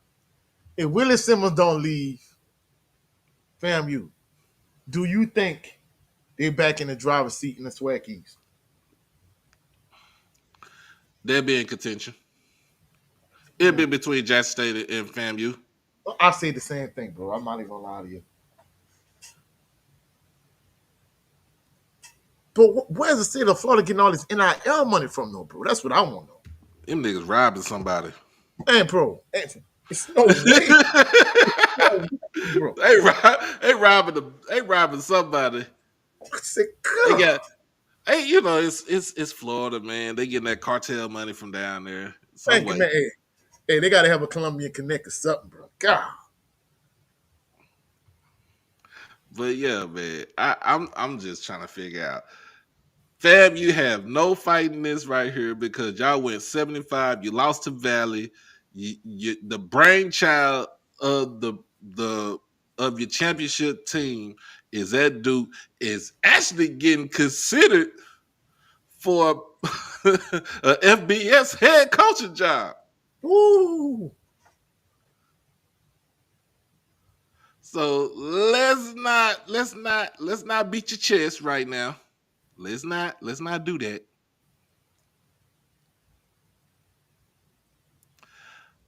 Ooh, I don't think so. I think the I think we've flown everywhere. The only time we rode the bus was going to Grambling, going to we went to ULM, mm, maybe to Mobile because they know but 2 out that from Jackson to Mobile, ain't no but like 2.5 hours. And I know Jackson up to Monroe ain't that far either. Yeah, and probably to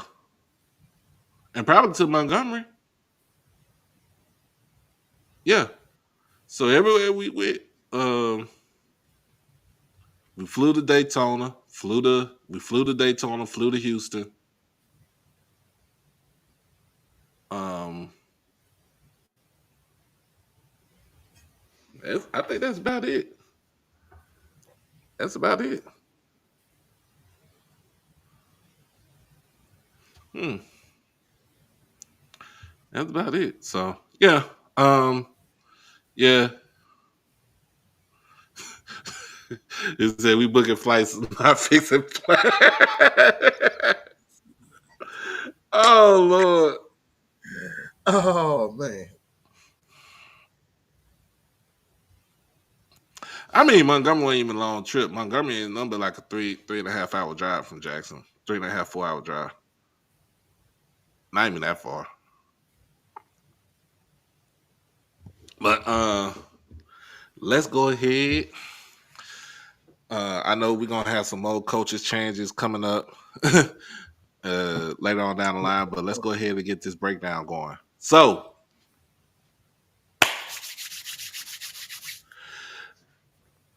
as y'all know, it's Tuesday, but the big one, the big game is on Saturday afternoon at 1 o'clock at the Vet in Jackson, Mississippi. This game will be played on ESPN2, part of Championship Week on the ESPN network. Um, but yeah, we got Jackson State versus The Southern University, home of the that's mighty Jaguars. that school down in Baton Rouge. The Southern University, the that Southern that's University, home of the that mighty school Jaguars. that school down in Baton Rouge. You know that school that The sit on a bluff. the Southern University, home of the mighty Jaguars. Hey. But now this is so. If people don't know, we Jack State and Southern was the first teams to play in the inaugural Swac Like championship championship, game 1999. in 1999 and Birmingham at Legion Field, and it was cold than a motherfucker out there. It was it was cold. I'm talking about cold. I'm talking about you had to bundle up with probably about 2 jackets and the skull cap cold. That's how cold it was out there. Um, but the game was actually an exciting one because One of the most exciting ones I've seen on TV. and it was a close one too. Very It was a close. close. It was a close one. That was, in fact, that was Pete Richardson, who was probably in his what 6th or 7th year in the Six league, year. 6 year. and 6 year, and then it was against Coach Hughes, Judge Hughes, who was actually at that time he was the interim head coach of Jackson State, and this is all when James Big Daddy Carson passed away that summer. So um, it was a good one. Second time we met, 2013, down in H Town, and we all know what happened on that one. Yeah. We all know what happened on that one. Buddy caught the ball, but his foot was out of bounds, and that was a close one too. Yep, very That was close. that was a close one. Now Southerner had some time up in the SWAT championship game, but they didn't have too much success because why they ran into that purple and gold buzz saw in Alcorn. Yeah, I was at the one in 2019. The same coworker I was telling you what I called. Come on, you come with them funky Jaguars. See that day there, she called me and she was in Natchez, I was in Natchez, and she had fun that day. But in fact, it was kind of cool out there that day too. In fact, that Hmm. game was on ESPN two also. So yeah, we had Southern had an issue being in the SWAC championship game. They was always a bridesmaid, but never the bride. Um, then the next time they got into it with Jackson State in the championship game was what 22. And Eric Dooley, that's part of the reason why he in Grambling right now. Stay there. Don't come back to Baton Rouge, buddy. My man said, stay your ass at home." Yeah. Nah, but I look, it is what it is, y'all. It is what it is. But we gonna go ahead and get down to it, man. We just gonna break it down. So first thing first, let's look at it from Jackson State offense versus a Southern defense. We talked about this earlier. Jackson State's playing the number one plan, main plan is to neutralize Kelby Gibbons. Kelby Givens. Yeah, yeah. Um, as far as for defense for Southern, what is y'all plan for on defense? What do you think defensive coach is going to do as far as with coming up with some sort of defensive scheme for this offense for Jackson State? Well, first and foremost, I like I like the way they move Kelby Givens from side to side. So when your offensive line come out, sometimes he's a right end, sometimes he's a left end. Mm-hmm. I don't know if it's a strong side, weak side type of thing, but they don't line him up on one side. Uh, Teams strategically they try to run like zone read option against him. They try to let him over pursue because sometimes him being aggressive as he has a tendency to over pursue sometimes. So teams make a point to kind of go at him at times. But I like the fact that they move from side to side. But I'm not gonna lie, Doc. The first time they played, I think if I'm Coach Terrence Graves, I'm trying to stop Irv Mulligan because truthfully speaking, the first time they played in the Boombox Classic, that 33-15 score does not represent how dominant J State was in that game.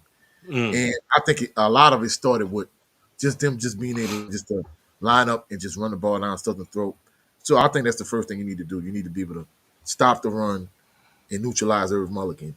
If I'm Terrence Graves, that's my primary concern defensively. Mm-hmm. So and that's basically what most people try to do. They want to try to neutralize Irv, uh, make him work for his yards. Make Yeah. him, you got to make him work. And what we seen with Alabama State and how they did, like he literally had to work for his yards. He didn't even get 100 in that game. I think he got like 57 in the game against Bama State. Um, and they brought in a lot of blitzes. They were crashing down on the line. Looked like they did a couple of stunts, but they got a big guy in the middle that ate up space. Um, but then, and as soon as if he got past the first wave on the line, Off to the races, huh? them those linebackers came in and just cleaned up. And we talking Wow. about Rico and DeMarcus came in and just cleaned up. Um, so to me, your linebackers they got to be on their toes when it comes down to it because I feel like If we bring a pulling guard, and I feel the pulling guard would be a Evan Henry.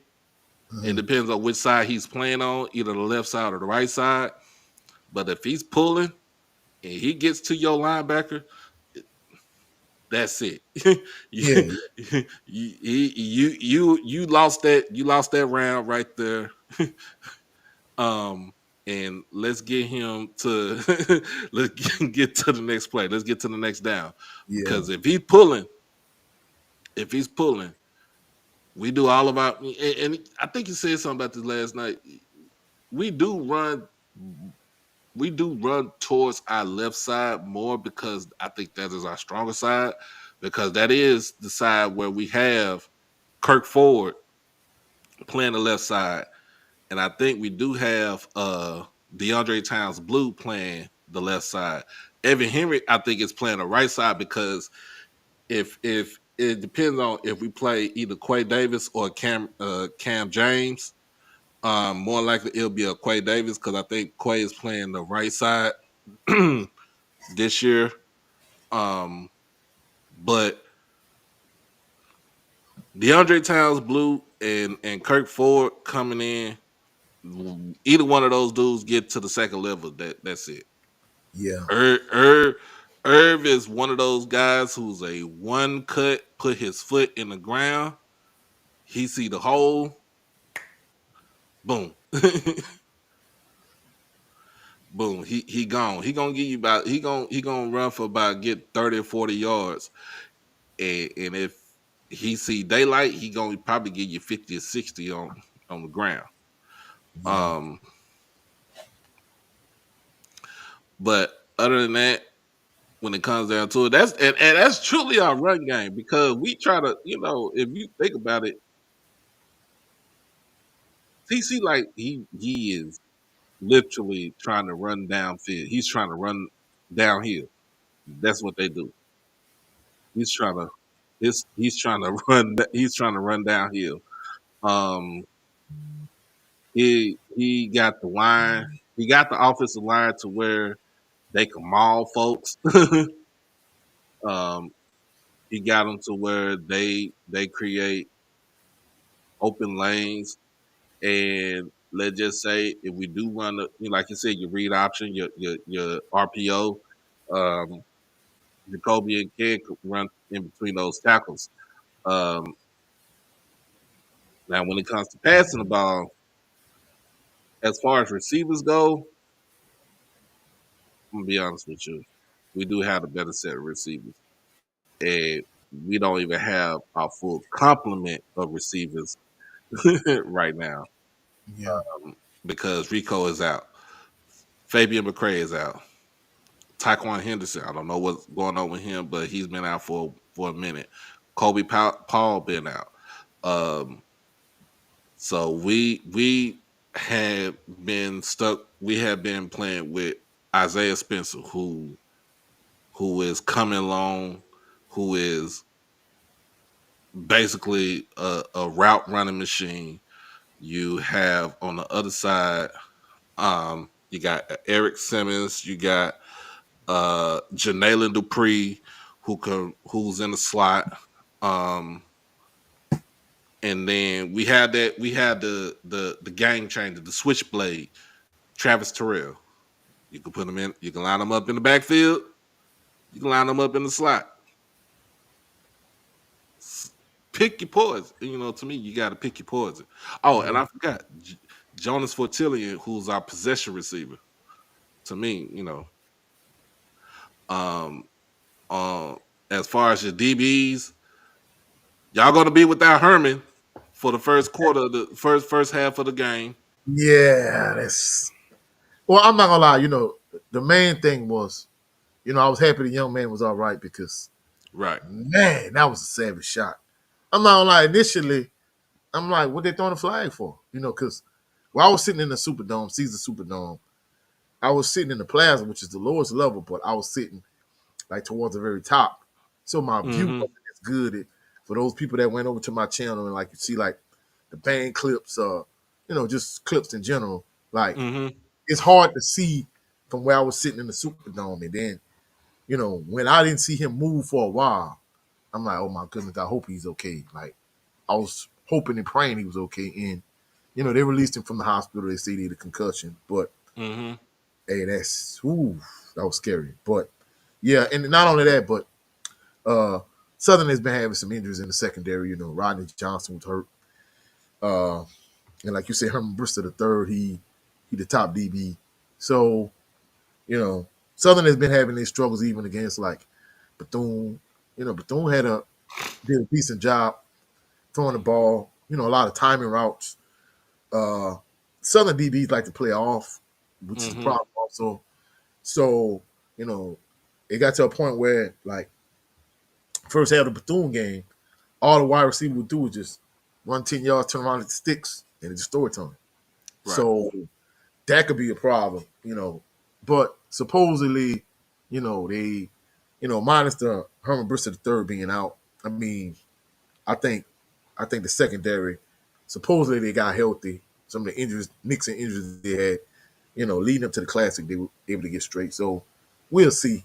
I mean, I felt like Grambling, to me it seemed like Miles Crawley was banged up anyway. But Right. I don't think Grambling wide receivers will really pose no threat. I mean, they made a couple plays here and there, but I wasn't moved by Grambling wide receivers. Yeah, the only one that kind of made y'all really paid attention to was Javon Robinson. Yeah, yeah, yeah. In fact, if I'm not mistaken, I think he had a long catch. Like Mm-hmm. he took a small catch and he made it a long catch. So. Yeah. But I So mean, collectively as a group, I wasn't moved by Grambling receivers. so we gonna go ahead and switch it on and let's flip it. Southern's offense versus Jackson State's defense. You go ahead, Well, go first. this is the thing about it. The first time they played, I'm not gonna lie, I felt like J State defense dominated Southern offense, but Southern's offensive line has kind of been restructured and moved around. Uh, but the biggest change is the two quarterbacks that played the first time. Of course, Xavier ZT set Skylar Bit Mm-hmm. High product. He started that game. Right. That was his first real start because, truthfully speaking, I'm not gonna lie, Noah he was playing like a scrub against McNeese. Zay came in that game and they were struggling, against Savannah State. But Yep. Noah, he struggled. They pulled him. Zay came in and he lifted us to a win. Zay started that game and he didn't play well. And he got hurt in that game. That's how dominant Jackson State defense was. They put Noah in. And I felt like from a passing standpoint, it was just a lot of empty calories. Yeah. He got a lot of big yards, but I remember one series he had a few big passes that let him down the field. Then he turned around and threw a stupid interception. So neither one of those two quarterbacks playing, insert Jalen Woods, who's been a starter for the past 2 weeks. Now, Mm-hmm. last year I heard a lot. Harold Blow was trash last year. I'm not even going to sugarcoat it. Last year I was hearing a lot that Xavier ZT set and Jalen Woods was the two best quarterbacks on the roster. And you kind of see it in terms of the three quarterbacks. Of course, Noah was trash. I think Zay had some upside potential, but between the ears and above the neck, I think Jalen Woods is the best of the three. He goes through his progression quickly. Uh, he makes the right reads. He makes good catchable. He throws good catchable passes. I Mm-hmm. think the issue is with the wide receiving core is, Quay. I just found this out. He's just coming off suspension. Uh, Cam Jackson, he suspended also. Really, outside of maybe Chandler Whitfield and Darren Morris, Southern has a lot of young wide receivers. Their wide receiving core is not nothing to write home about, and like they struggle to get off press coverage. When Grambling played man to man across the board and played press coverage, they really Mm-hmm. struggled. The wide receiver that really kind of did all the damage ended up being the MVP of the Bayou Classic, Chandler Whitfield. So Chandler Whitfield is the guy. I think Right. Darren Morris is kind of like your second option. But, Quay, like I said, Quay just coming off suspension. Cam Jackson, from what I understand, he's still suspended. But I think the wide receiving core is nothing really right home about at times. They pedestrian, but Chandler Whitfield a guy, Darren Morris second. Uh, Now Jalen Woods, I think he the best of the three quarterbacks. The good thing about it is he better than, in my opinion, he way better than Noah, and he better Mm-hmm. than Zay. Zay is a little bit more athletic than him. Which ain't saying a lot. But, I think, between the ears, I think he's the smartest of the three. I think the issue is, like I said, the wide receiving core is nothing to write home about. But I don't think it really is going to matter as much because Mark Frederick, he wants to lean heavily on a running game. In terms of like balance, it's like 65-35 run the pass. So he really going to try to get the ball to Kendrick Grimes and Kobe Dillon and CJ Russell, and he's just gonna try to lean on J State's defensive line. He tried to use the same strategy the first time they played. We saw how it went. So I think he's gonna have to trust Jalen Woods to make some plays with his arm. I think he's a very good, like short to intermediate passer. Like Mm-hmm. when he tries to go vertical, like he threw the interception against Grambling. That was a bad throw. And he had a similar interception against Bethune. But really outside like a few plays, he gets rid of the ball quickly. I think the issue that kind of got exposed to me a little bit in the Classic is the fact that really outside, like I said, outside of Chandler Whitfield and Darren Morris, I don't think Southern receivers really could beat press coverage that great. And if Woods has to hold the ball too long, to me, I don't know if you remember this guy. Southern had a three-headed monster at quarterback at one point in like that COVID season. They had Glenda Bob McDaniel. Yeah, I remember They, him.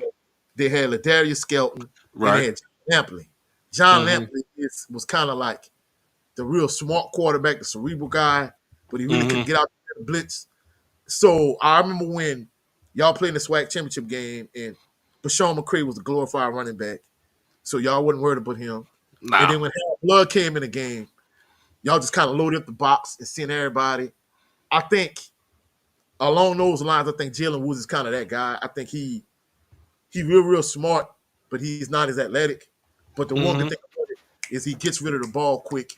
He makes good decisions. Another issue too with Southern wide receiving core, they drop a lot of passes because they're young. Like they put a lot of passes on the ground. They can't afford to drop all the passes they dropped on the course of the season. They dropped some passes last week in the Classic. They dropped some passes against UAPB. They dropped some passes against Bethune. Now I know Mm-hmm. during the course of the season, you played three different quarterbacks, so it's been extremely inconsistent at the quarterback position. But you can't afford to drop all these passes, in the SWAC championship game. If you drop those Right. passes, it's gonna be a problem. Right. But either way, Um, they're gonna lean heavily on the running game anyway. I think Jalen Woods he had the one interception, he had a touchdown to Chandler Whitfield. he only threw the ball 17 He, times. threw, he only threw it 17 times. Uh, uh, Kendrick Grimes had 12 attempts. Kobe Dillon had 12 attempts. CJ Russell had like 10 attempts. So they won't lean heavily on the running game anyway.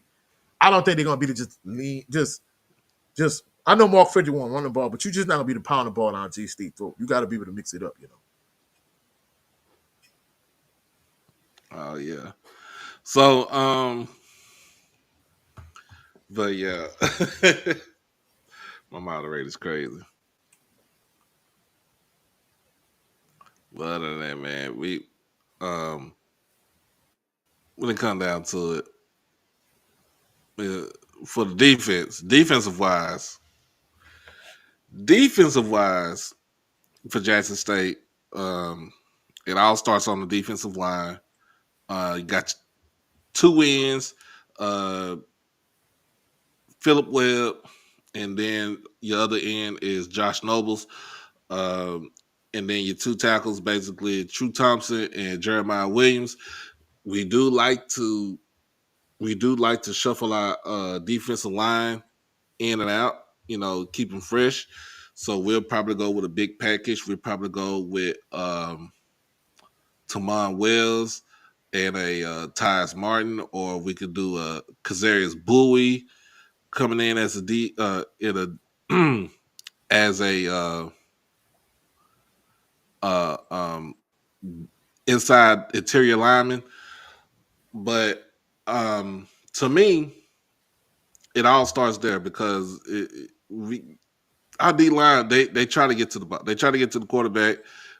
We saw what happened early in the season when we played y'all early in the season. We did get to y'all plenty of times. Yeah. Josh Noble, I think he got to y'all. I think he got to T set like 2 times, and I think I he's the think he was one. the one that hurt him. Yeah, put him out the game. Yeah, yeah. Um, but trying to figure out something else because we could, like I said, we could shuffle our defensive line around. We could go to a all D in front. We could do a 3-man front if we want to. If you really think about it, we could do a 3-man front. Have Philip Will come in as an outside rusher, as far as standing up like a in my Lawrence Taylor Lawrence Taylor fashion, where he can stand up as a stand up rusher. Um, but then everything flows to the linebackers with Reed Pulliam and Ashton Taylor. Ashton Taylor to me is more of your coverage linebacker because it was one play that they did against Alabama State where it seemed like he was coming up into the box and he just dropped back into coverage and covering the tight end. And was step for step with the tight end and went in and made a defensive play as a pass breakup.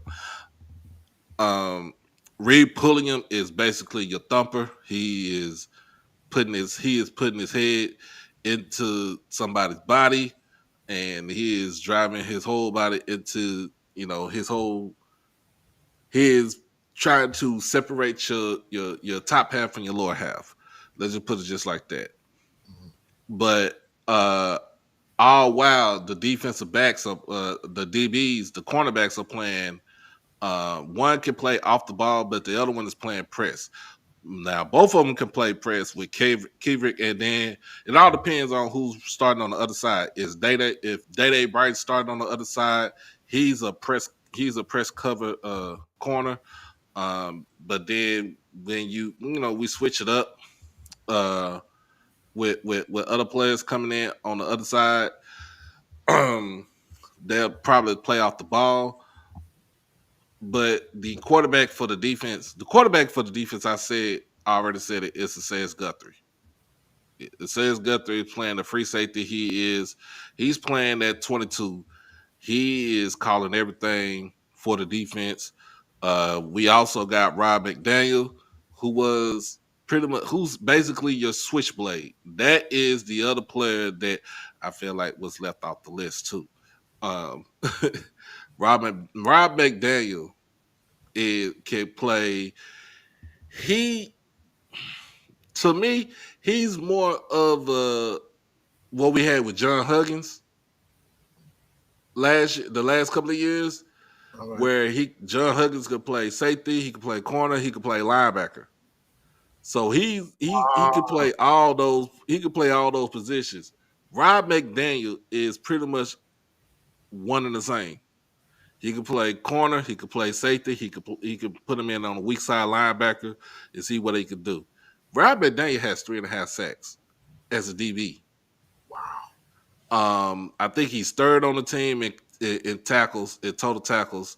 Uh, I think he's like either either third or fourth on the team in pass breakups.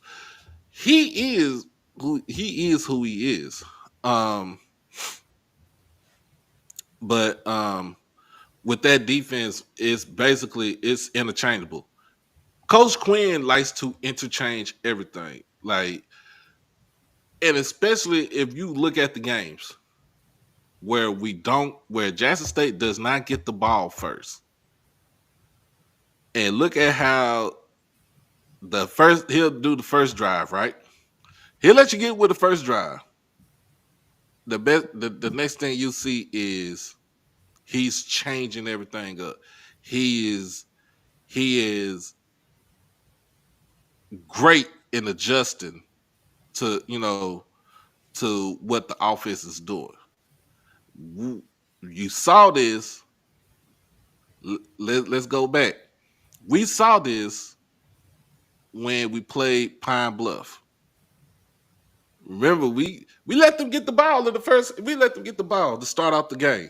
Yeah, They drove down the field, kicked the field goal. What happened after that? on lock. They was on lockdown the whole time. We figured out what your receiver's gonna do. Oh, he gonna do it like this. All right, bet. Um, we just gonna go ahead, let him. We gonna let him do what he do. And if you seen that game, we double him, we bracketed him, we had the safety come down, play over. If he got deep in the field, we had to play. We had the safety go, cover the mid and cover the top over the top. He was not going anywhere. My our whole thing was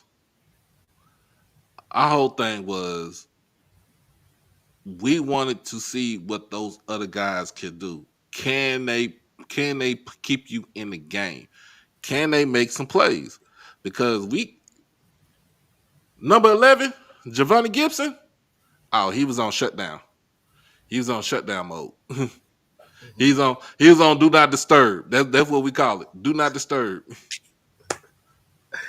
All right, all right. But he is great at making adjustments. That's something that I like from our defense. Um, Man, let's go ahead. Let's get to special teams. Well, special teams. I talked about Joshua Griffin earlier in terms of him having a big leg, but he's extremely inconsistent. Mm-hmm. And not only that, but they've done a good job in terms of reshuffling the offensive line. But one big issue is when it comes to field goals, Southern has had multiple field goals blocked during the course of the season. They had one blocked at the Bayou Classic against Grambling. They had one blocked against McNeese State, which really turned the tide in that particular game, even though it was way the first game of the season. So during the course of the season, they've had field goals blocked. And of course, y'all have a dangerous punt and kick returner.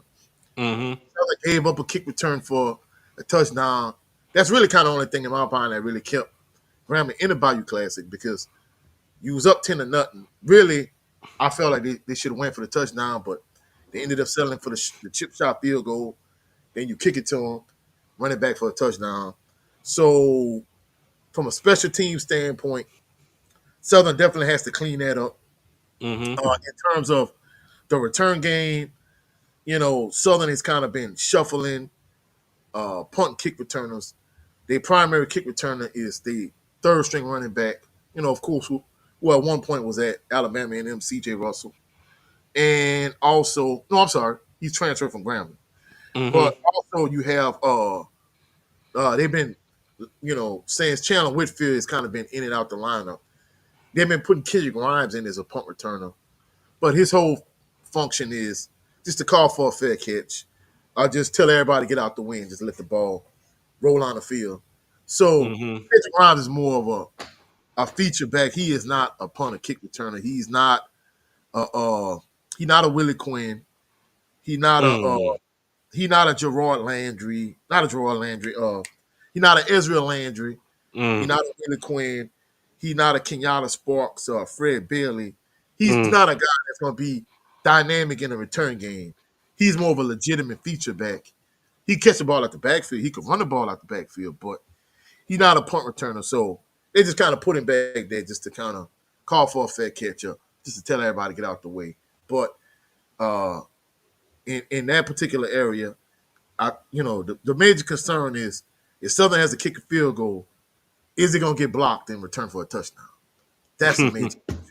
But not only that, like I said, Joshua Griffin, I hate to say it, I'm more comfortable in him kicking from further distances than I am him like chip shots, if that makes sense, you know. Right. I get what you're saying. But yeah, now when it comes out to our special teams, like you said, first of all, don't kick it to zero and see what happens. Kick it to 'em. Kick it to zero and see what happens. Um, but also, man, G baby, you know, some of his kicks were, I don't even think some of his kicks were blocked. His kicks were either a little bit to the left or a little bit to the right. Um, but my whole thing is kick it to zero. And if number two is up in there, Janela Dupree, you kick it to him, he could be a problem too. He could be a problem too. So so it's all about the field position when it comes to this game. It's all about the field position when it comes to this game. Um,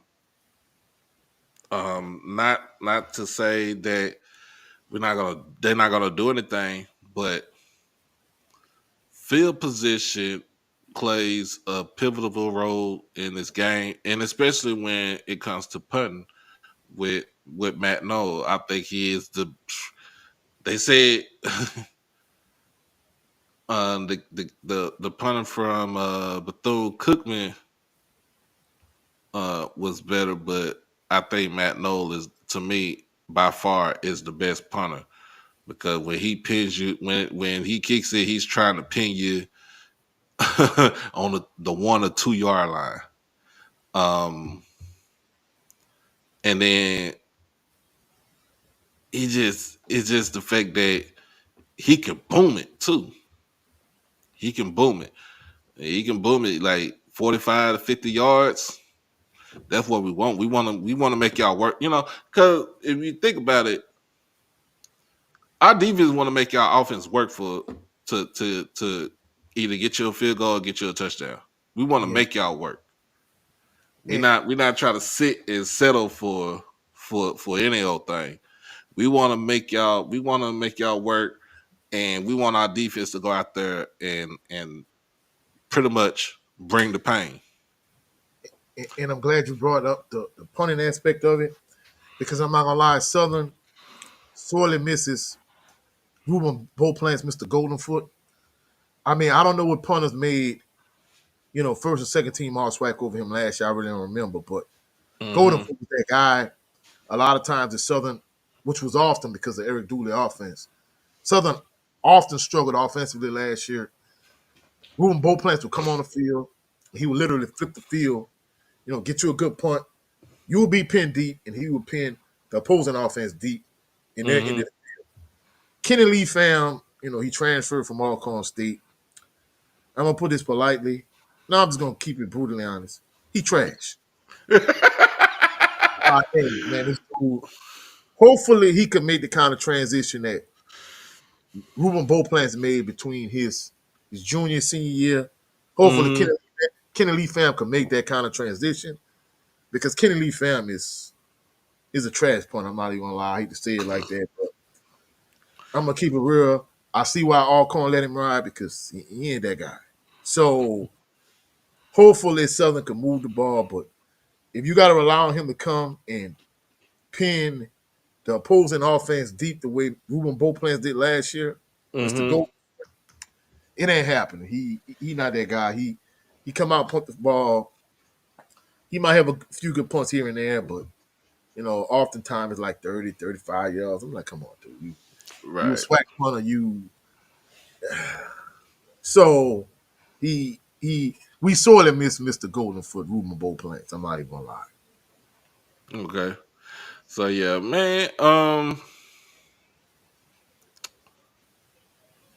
Man, everybody, we here. Like I said, this is gonna be my last live until I get either to Jackson or when I come back from Jackson.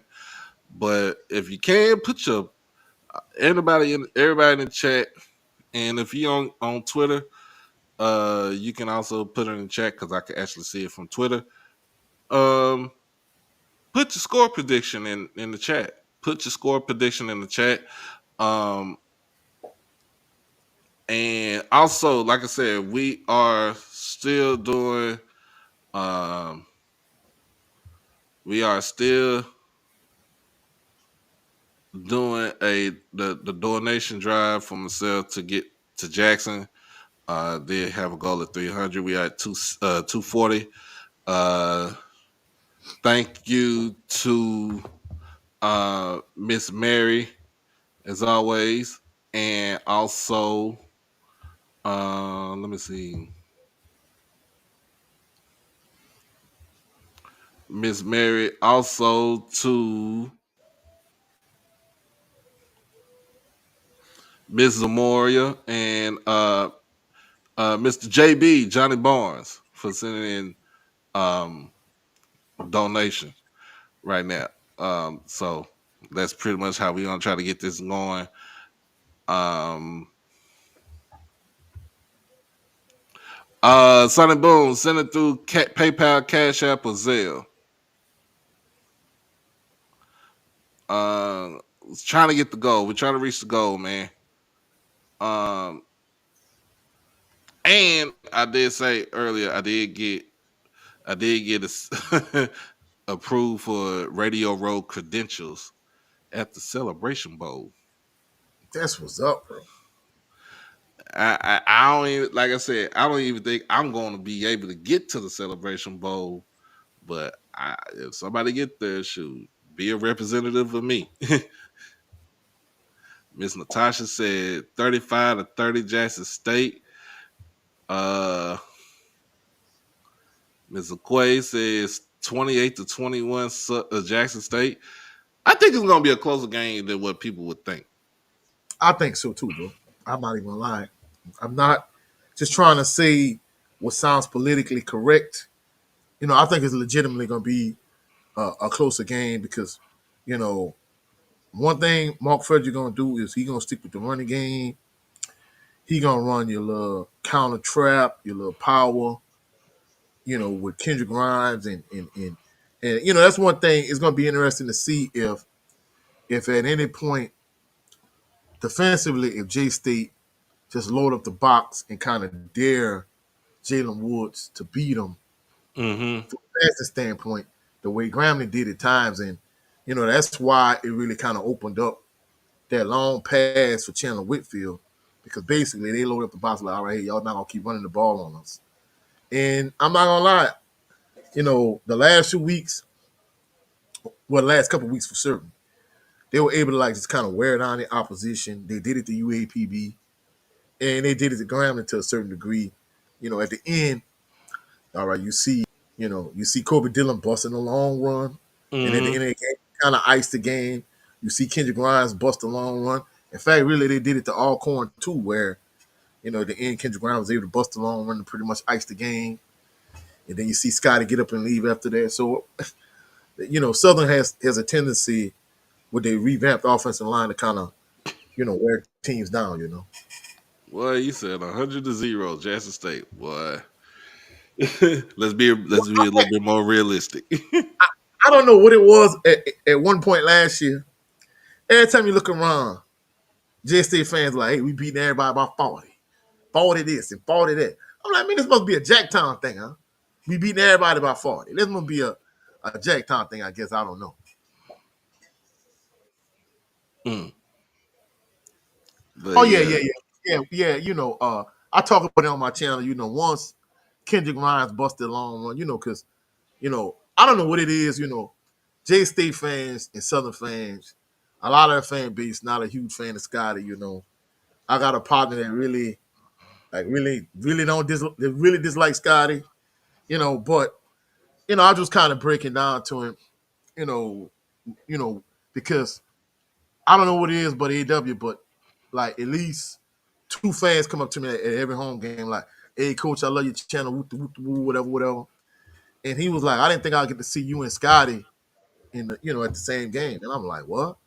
So, I went down there, I introduced myself, me and him talk a little while. And, he said he just don't see all the hype about Southern. And I just kind of broke it down to him. And, you know, really the same thing I told him about Southern, it kind of applies to J State because if you look at the 90s, like Southern and Jackson State was like the two teams. Is neck and neck. Yeah, it's neck and neck. So everything I said about Southern, it really kind of applied to J State also. So I don't think he sees the hype since he kind of new to the space. He don't see the hype behind Southern, Jackson State, and to a lesser degree maybe FAMU. But I'm like, unless you were there in the 90s, like you really wouldn't understand it. You know what I'm saying? Right. You wouldn't understand what the whole thing was. Yeah, But like, he don't like. I'm gonna give you an example using an analogy. He a Cowboys fan, and he said this. hey, hold on now. I'm a Cowboys fan. But no, I live here though, and I was no, born and raised. When, hey, I kid you not. You might think this is over exaggeration. I know probably more Steeler and more Cowboys fans than Saints fans. Now, don't get me wrong. You got a lot of Saints fans in my area. I'm a huge Saints fan, but the reason why he used the Cowboys is because unless you saw Troy Aikman and Emmitt Smith and Michael Irvin and Eric Williams, and unless you saw the dominance that they had in the 90s, you really wouldn't understand like what's all the hype about America's team and the Right. Cowboys. And I'm not gonna lie, that was a perfect analogy. He brought up that analogy. So he was like, unless you saw the Cowboys in that time, you wouldn't understand it. And it's a perfect analogy for him. See, he could see the J State side of things because of the Coach Prime effect. But I'm like, dude, J State was that team like before Coach Prime, you know what I'm saying? But Mm-hmm. from the southern side of things, he don't see like, hey, y'all hadn't won a Swac championship since 2013. Like, what's the big deal? I'm like, dude, if you was around in the 90s, especially when I was going to Southern, like in those late 90s, early 2000s, Oh yeah. dude, you wouldn't imagine. And even when Southern and Jackson State played, because I'm not even gonna lie, I talked about this on my channel too. Like when Southern and Jackson State used to play in the Superdome, I kind of preferred that over them playing at AW. Me personally, you know what I'm saying? Right. Because when you go to when you go to the vet, I ain't gonna lie. I'm not a claustrophobic person, but especially like the last time I went to the game in like 95, like we had reserved seats at the bottom, but it kind of feel like everybody's sitting on top of people. You got people literally sitting on in the aisle. And they announced the attendance. It They was was like, that. oh, it's 48,000. I'm like, man, that's the mother effing lie. You literally got you got ninjas sitting literally all in the aisle. Like the whole reserve section at the top of the vet, all of that was full. So I'm Yeah. like, they saying 48,000. Man, you closer to 65,000 yet. Ain't no effing way, bro. So Senior said after that night, and I tell a story about that all the time too on the way home. He told my mom, he was like, hey, babe, we need to get a hotel room. My mom was like, nah, we going back home. He was like, all right. Mm-hmm. So we got in the van, because this was before they played the 1 o'clock kickoff. This was like the 7 o'clock kickoff, and not, in fact, that was the only game Southern lost that year in 95, right? So we get in the van, I get in the back, my sister get in the back, we go to sleep. My mom get in the front, she go to sleep, my dad driving. And we on the way back from Jackson. And my mom woke up and she was like, ooh, that was a good nap. My dad said, yeah, me too. She was like, oh, Lord. She was like, I ain't going back to sleep. So, I'm like, hey, yeah, he said we should have got a room. We should have got a room. So we ended up driving back home, closer to Thibodeau. Oh, And okay.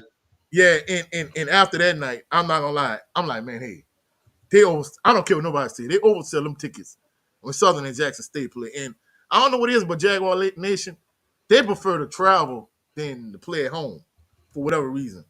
If you say, hey, we're going to go to Jackson, we're going to go wherever, they rather make them road trips. But at home, man, you got more people tailgating in the parking lot than you have in AW Mumford as far as I'm concerned. So, Mm. but I sure like them to, instead of coming to AW, I prefer them to go maybe like to New Orleans. And, they try to make it like a Bayou Classic thing, but I think the most they got it to like was 45,000 people or something like that. Yeah. So yeah, the first time I seen Southern in person for myself was my freshman year at Jackson, and that's when Was that 1997? We played y'all in Jackson. That was my freshman year, Mm-hmm. and y'all came in and I think y'all came in and monkey stomped us. Literally. That's crazy. Like y'all came in, bro. When I said y'all came in, bro, y'all came in and skull drug these shit out of us. And it Oh, was packed. It was packed. And from what I'm looking at, I think I got my we got our goal for today. Hey, hey, we appreciate y'all. hey, Appreciate we got the goal. We got the goal, man. Appreciate whoever sent it, man. Blessings. I appreciate everybody. Uh, but yeah, man, that game had to be literally, I'm swear to God, it had to be 60. It had to be about 63,000. man. Hey, And I'm we telling like you said, like you were saying, right? You were saying like, yeah, it was people in the damn aisles. you, all in the album. That's how. That's how. That's how it was. Like literally, that's how it was. I'm not, and I'm talking about. It was crowded, which I ain't. I'm used to it. I'm from Texas. You know what I'm saying? Like I'm from Texas. Like it was crowded, and the next thing you know, you hear the jukebox. They gave me a headache that night. Oh, oh yeah, I could imagine, bro. They gave me it was so bad, they gave me a headache that night. I still went out to the damn club.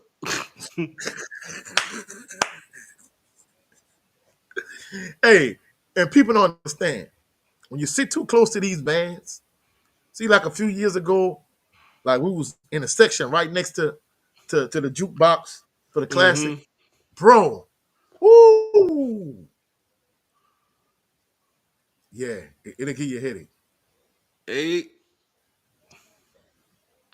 like literally, and when I say I promise you, and then the next year we was down at AW. And I remember one time I think they would say they were shooting outside of the stadium, and it kind Hey, of they cleared it laid, out a little bit. It was hey, 98. It cleared it hey, out a little they laid on the they laid on the during the game. They during the laid game on the right ground. at W. Yep, I kid you not.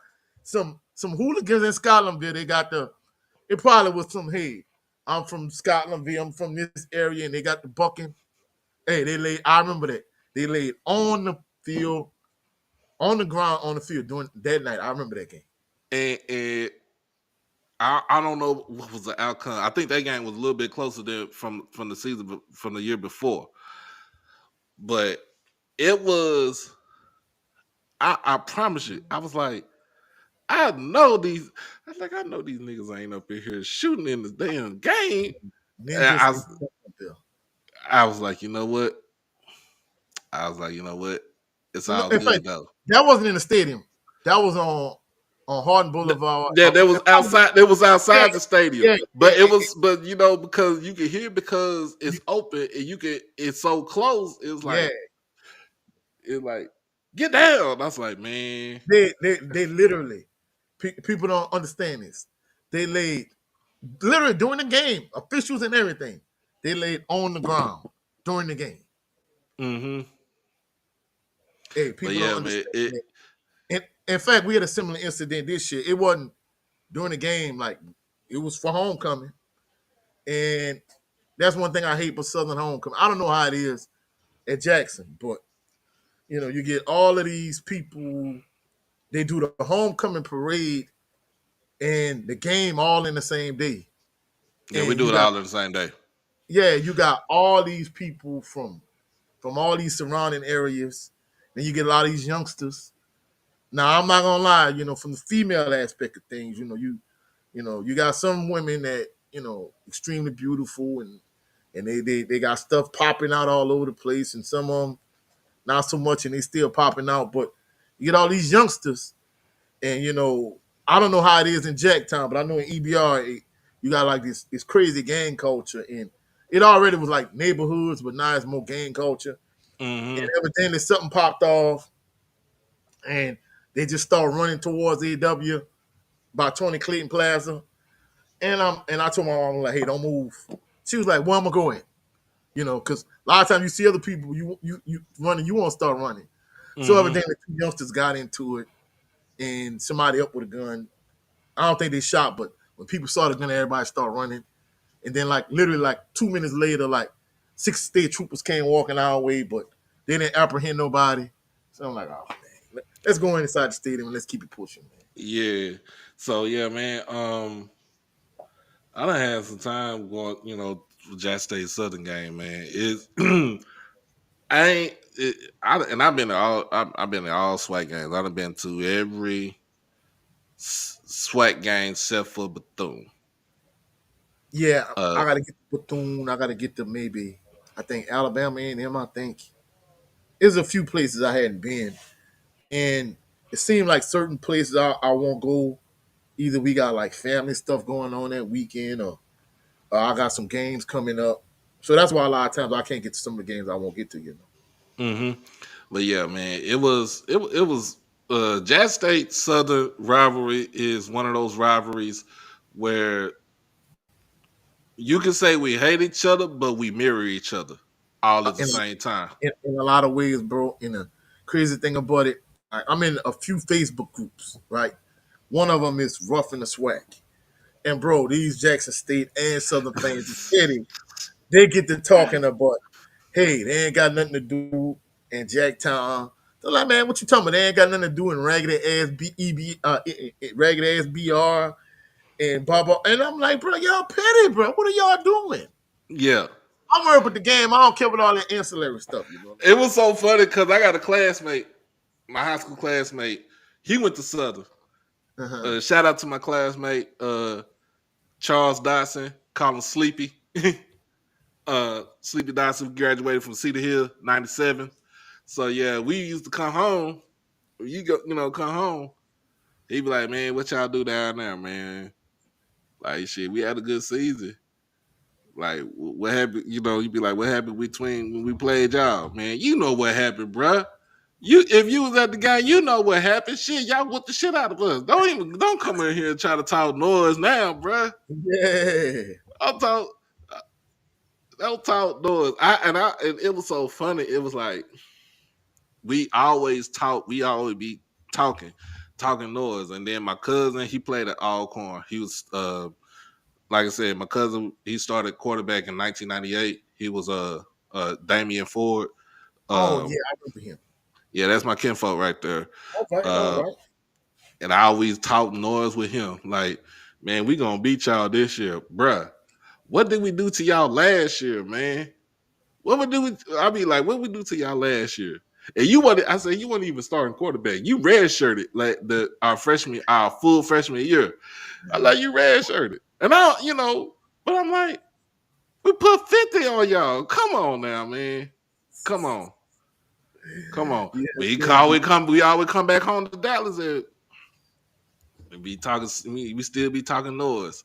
We be cool. We be cool. It be like we be on the front porches and everything with his mom and everything. But then after that, when we get back to school, when it's football time, oh, you know what time it is, bro. I say, come on now, you know what time it is, Already. man. But tell everybody where they can catch you at, bro.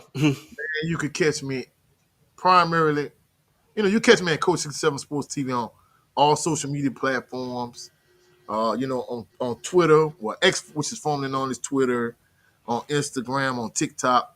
But I'm primarily here on YouTube, Coach 67 Sports TV. I got a lot of band clips, a lot of my analysis of the game.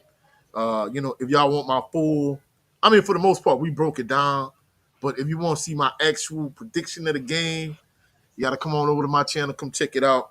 We'll give you all a breakdown and just talk about news around the SWAC. A lot of the same stuff we talked about on here. So, y'all got to come to the channel, come check me out. You know what I'm saying? And then If we whoever wins this Saturday, we'll be back next week. We gonna predict. We gonna preview Celebration Bowl. Already, bro. Already. We'll preview Celebration Bowl. I know you got high school, Louisiana high school football playoffs going on. Yeah, Um, it's coming on to the wire. With the schedule with because cause we were y'all supposed to start early. yeah, we were supposed to link up you and I earlier this season, but Mm-hmm. I had some I do commentary for the Louisiana All American Sports Network. Them two they be getting on me about getting credentials to the Swac games. I'm like, look, bro, I'm a fan first, so a lot of this stuff they want me to do, like the press conference after the game and all that. I'm like, look, bro, I want to spend time with family, So, but my former coworker and I, we cool. We got a good relationship. So we do. I do commentary for some of the games. I was supposed to do one Friday night, but they gave me like real late notice, and I'm like, I'm going to New Orleans. Ordinarily, I don't even go to New Orleans for the classic. I just like to go to the game and come back home. But my mom and my niece, they had already booked the hotel room and all that. You Right. know, I just spend like extra $1,000 that I really need to spend, but that's another story. Uh, but we getting ready to wind down, and plus, I coach on a middle school, junior high level, so sometimes the schedule will be crazy. But I definitely appreciate you having me on your platform, bro. Like I say, hey, whoever win, let's run it back again next week. You know what I'm saying? Right. Man, Dr. Kanisha is the one who sent me the whole thing. I applied Dr. Kanisha. She a real one. And she from Cooper Road in Louisiana. Yes, And sir. she a Howard grad. So she already know what it is. She already know what it is. I'm a hit her up later on. Um, but yeah, man. Um, we just gotta. It's just a lot of things going. I promise you. Here we are in the regionals for UIL football, high All right. school football, playoffs. So, in fact, we got some man. I think we got some games that's coming up this weekend that is going to pique my interest. But even though I'll be in Jackson, Yeah. but I want to say this before we roll up, before I get talk about the football. Prairie View, y'all dropped the ball. You had a chance. You had the chance to host a high school playoff game between South Oak Cliff High School and Port Neches Grove at your on your campus. And guess what? The money that is made goes directly to Prairie View. They was Oh my goodness, bro! I can't they believe. was trying to so Coach Ty and the coach for PNG was trying to come up with a way to where we could meet, they can meet in the middle. Yeah, neutral site. Neutral site. So, Yeah. PNG is towards down there towards the Beaumont, Port Arthur area. And Uh of course South Oak Cliff is inner city Dallas. yeah, because So I had a cousin. He playing JUCO this year. He started mhm. out at Duncanville last year, and he before the season started, I think he transferred to South Oak Cliff. So yeah, I think Okay. he playing JUCO now. So they had a chance to play at Prairie View. Prairie View gonna get Prairie View, when it comes to DISD, no, not DISD, but UIL football, whatever you get as far as a neutral site, it goes towards the place. UIL don't keep none of their money, right? Yeah. So they had a chance to do that. Prairie View said no. Wow, Wow. bro. See this the nonsense we got going on in the SWAC, bro. Prairie View said no. And then Wow. also, and then this here's the thing: this could have been a recruiting. This could have been part of a recruiting tactic for your football team because why they get to play at that beautiful ass stadium that you got, Nice stadium. and guess what? some of those kids might not go, Power Five or G5. They probably gonna go FCS and, or to HBCU, and end up in the SWAC end up in the SWAC. and probably come and play against you. Right. So you know what? I was like, you know what? And I'll talk. I found out, and I called my mom. My mom is a big. She not a booster, but she follows South Oak Cliff because my niece goes to South Oak Cliff. This Uh-huh. is her last year, and so I told her. She's like, that's some bullshit. I could have went down to Prairie View this weekend For because my real. other niece is at Prairie View. Now they're playing the game in Nacogdoches at Stephen F. Austin. Ah, Now I have connection with Stephen F. Austin too because I went there for a little brief spell for a second. But yeah, hey, like bro. Stephen F. Austin, SFA didn't want to use, didn't want the week before, didn't want to let nobody use the stadium. They had Texarkana High play, PNG last week in Natchitoches. Man. in, Man, in Prairie View, Natchitoches, y'all dropped the ball on that one. they dropped the ball. What, They, what a, man. I was like, I was like, maybe they had a reason why they didn't want nobody to come and do anything over at the stadium. They're probably going to be doing some renovation or try to do a little bit of, what I'm saying, uh, upkeep to it. But I was like, no, I need y'all. Doc, I need a good reason for that. I mean, unless somebody come out and give a good, like, reasonable explanation, I can't see it. I really can't. I was like, you know what? I cannot sit here and say y'all no, y'all messed up. Y'all messed Big up. time. Big time. Like you said, you know what kind of recruiting tool that could have been? Oh, Yeah, it was a recruiting tool, like seriously.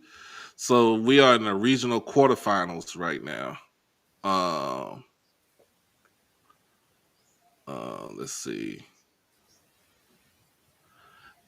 We got some good ones. You got Highland Park versus Frisco Lone Star. That's a good one. Of course, Port Neches Grove versus South Oak Cliff.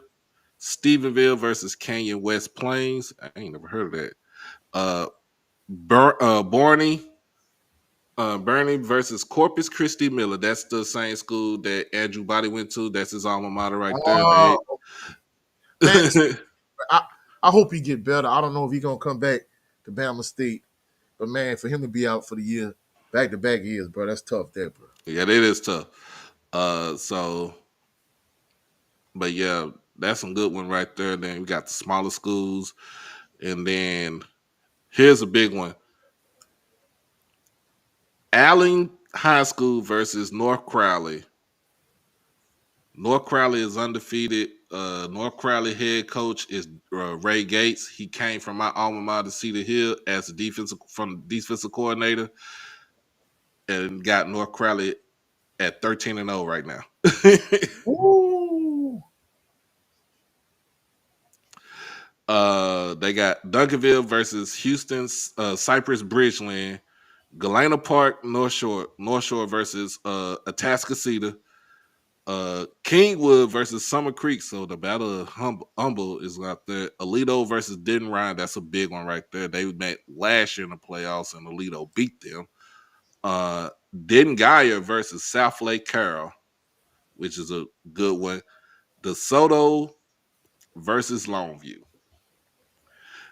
is a that is a great matchup right there. And then, that sounds like some bangers on that list. oh yeah, and then on the private school sector, Argyle Liberty Christian versus Parish Episcopal. Argyle Liberty Christian is coached by former Cowboys tight end Jason Witten, and he got two of his What? sons. Yeah, he got two of his boys on the team, and they some dogs. they some dogs, man. Yes, and Let me reiterate to you, bro. They some dogs. yeah. If you want to get some good high school playoff football, man, state of Texas, and I know in the state of Louisiana. Tell me, Is Edna Carr still in the playoffs? In fact, actually, we talked about Carr uh, because my ex is from Monroe, right? Uh And huh. one of the bigger schools is Neville High, right? Right. That's the same school Cavante Turpin went to. Yeah. So one year we went to New Orleans and Carr beat them. It was pouring out raining, bro. They beat them. Mm-hmm. Then the next year we went to Monroe and it was freezing. And Carr beat them. I kid you not. Neville scored the first 21 points, right? Damn.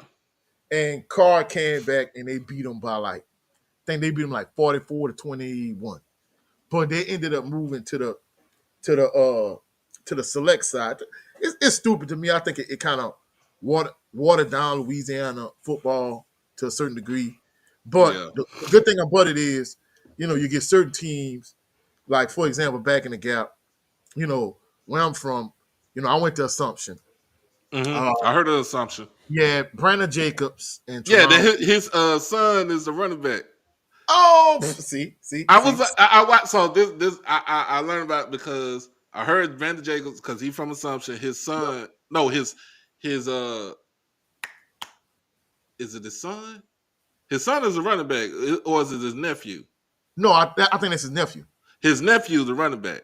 Yeah, And his nephew was, I think he said his nephew like 5'10", 5'11", 230 pounds. And he was on the Raw Room with Jalen Collins and Darren Bates. So I watched that episode right there. yeah. I watched that. That was a crazy episode because I didn't know he did booger sugar before a high school football game. That's the craziest shit I ever heard right there. Man, As he said he had 300 something yards rushing in that game. I'm like, what?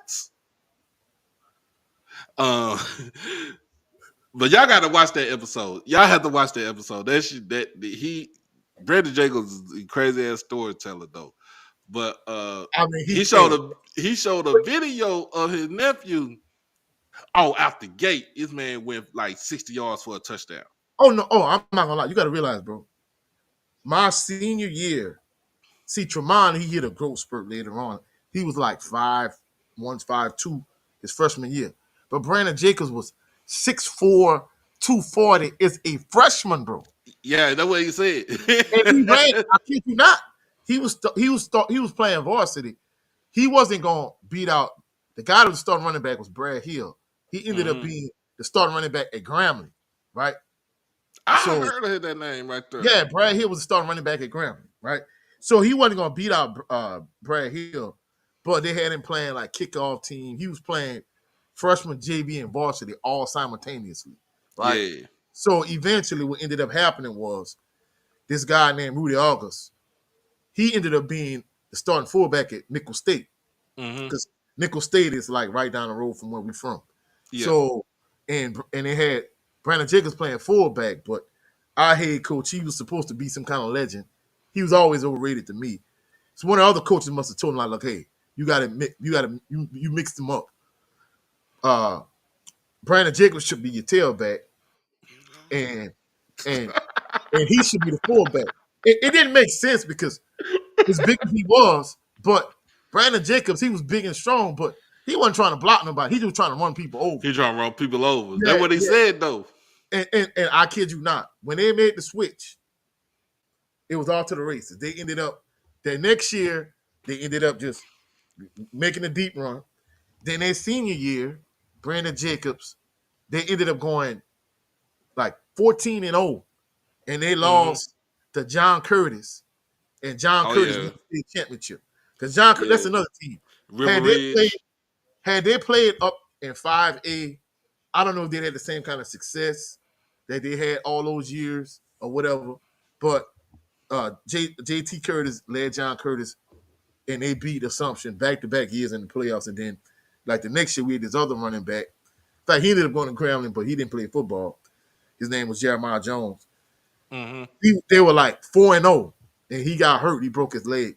They didn't win another game the rest of the year. Mm. So, Assumption had a run where they had like superstar feature backs. And then Yeah. after Jeremiah got hurt, it just kind of all went to the wayside after that. Yeah. So You talk about Brandon Jacobs. The only other person I know that reminds me of Brandon Jacobs, but you take 30 pounds off of him is Sergio Kendall. Oh Sergio yeah. Sergio Kendall played. Sergio Kendall is actually from Oak Cliff, but he went to Ridgeo Wilson, same high Oh, school that Tim Brown went to. all right.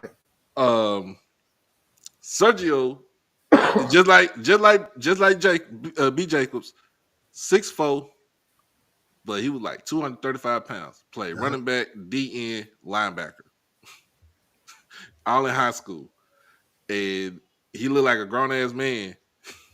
With he had the braids in his hair, looked like grown ass man. I Uh-huh. thought he just got out. I seen him one time when they played. I think they played. Who was it they played? I think this before they split up the Dallas schools into two different districts. Uh-huh.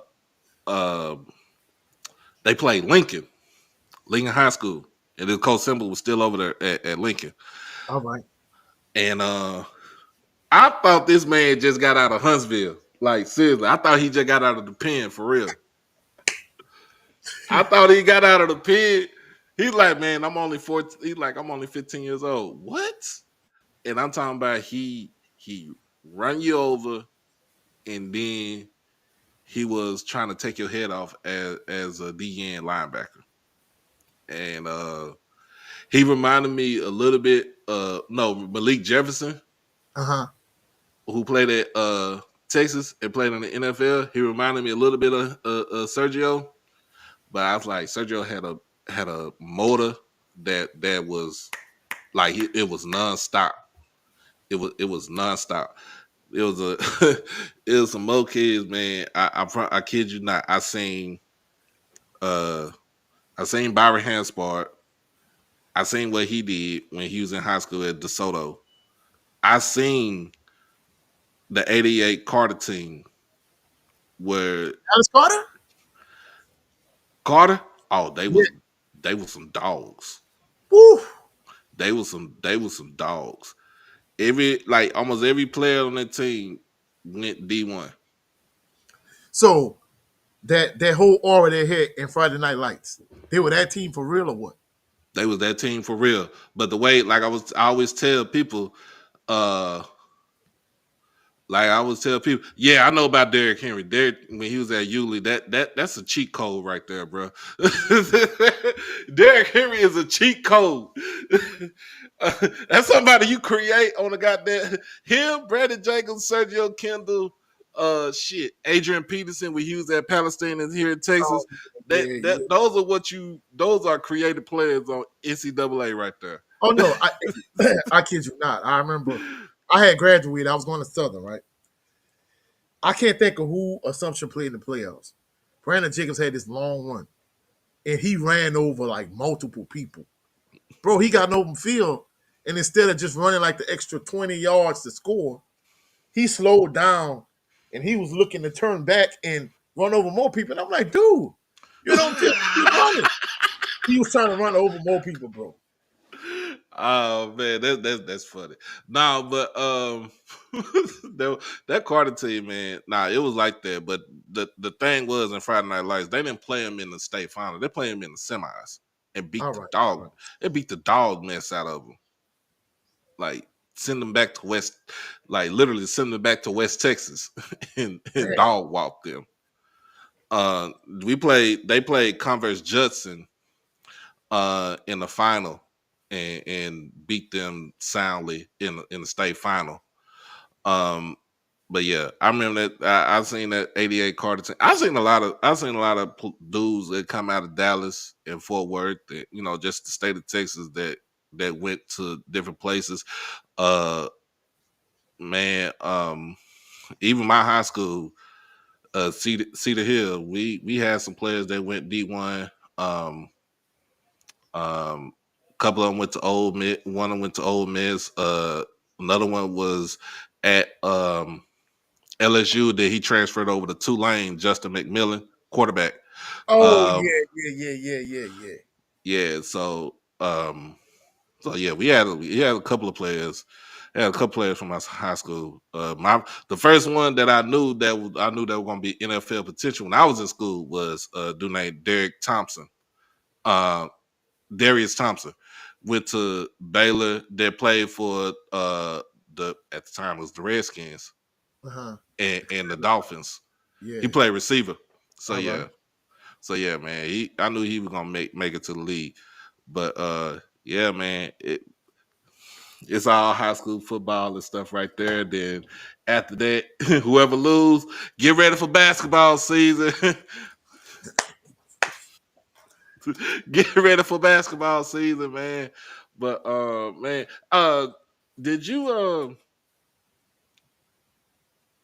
hear what the commissioner was saying about NIL and everything like that from I mean, I got this group chat with brothers in my group with mm-hmm, because I'm a part of this broadcasting group, right? The LDBC. And like one of my good brothers in the group, he he was the one that texted me and told me that Quay I didn't know Quay was suspended or whatever. And evidently, he came back to Texas. He was kicking it hard or whatever. He just came off a suspension or whatever. mm-hmm. I was like, man, hey, he gonna letting talent go to waste. And one of the other brothers in the group, he was like, hey man, you can't be talking about Skyline, brother. You know what I'm saying? Oh yeah. Quay Davis did go to Skyline, but he from Oak Yeah, Cliff yeah, too. But yeah. I'm gonna say this about Quay. He do need to chill sometime and just go out there, get your education, and go play ball. That's what you need to do. That's all you Yeah, need to do because you don't want to come like seriously. I ain't saying nothing wrong with my neighbor, nothing wrong with Oak Cliff and nothing like that. But you don't want to put yourself in no situation where you back at home and you got to do dumb shit to make it through the day. So yeah, go to because class and play ball. but that's what he was saying. He was saying like, hey, he evidently he got a lot of ancillary stuff going on off the field, and I didn't know he was suspended. Evidently, him and another young promising receiver Southern had, Cam Jefferson. Like Mm-hmm. he's still suspended. So he was putting me up on that game in terms of like Quay coming off suspension, but he really not expecting much from him because evidently I don't think he been working out or nothing. I think he just kind of been you know in the area just chilling or whatever. So I don't know if he's supposed to play this weekend in the championship game, but even if he do, like we really not expecting nothing from him. And Egypt was saying how hey, he need to get his stuff on straight, and we just was talking about like other stuff like around the Swac or Mm-hmm. whatever, just minor stuff. But I didn't get into that because he kind of briefly touched on it, but I really didn't pay too much attention to that part of the group chat. Okay. Give score prediction. We about to be on out of here. What you All got right, for us? now I'm not even gonna sugarcoat it. J State is a huge favorite in this game, in my opinion. But I'm taking my Jags to pull a 21-20 upset. Ah, 21-20. He going with this Jags. So Oh, granted that the score last game was 33-15, and most of those, like we talked about, most of those passing yards from Biden was no, yeah, that empty was empty calorie. calories. It Yeah, was empty. empty calorie stats. It was way worse than 33-15. People don't. Right. People need. It should have been worse than that.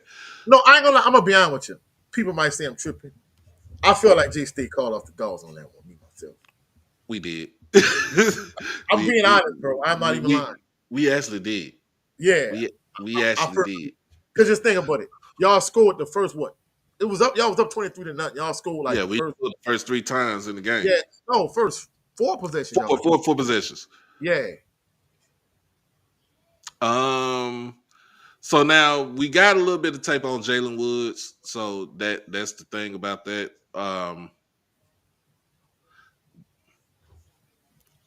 Be fresh. I don't even know what the spread of the game is. I got to check it out. J State Um. got to be heavy favorite though, bro.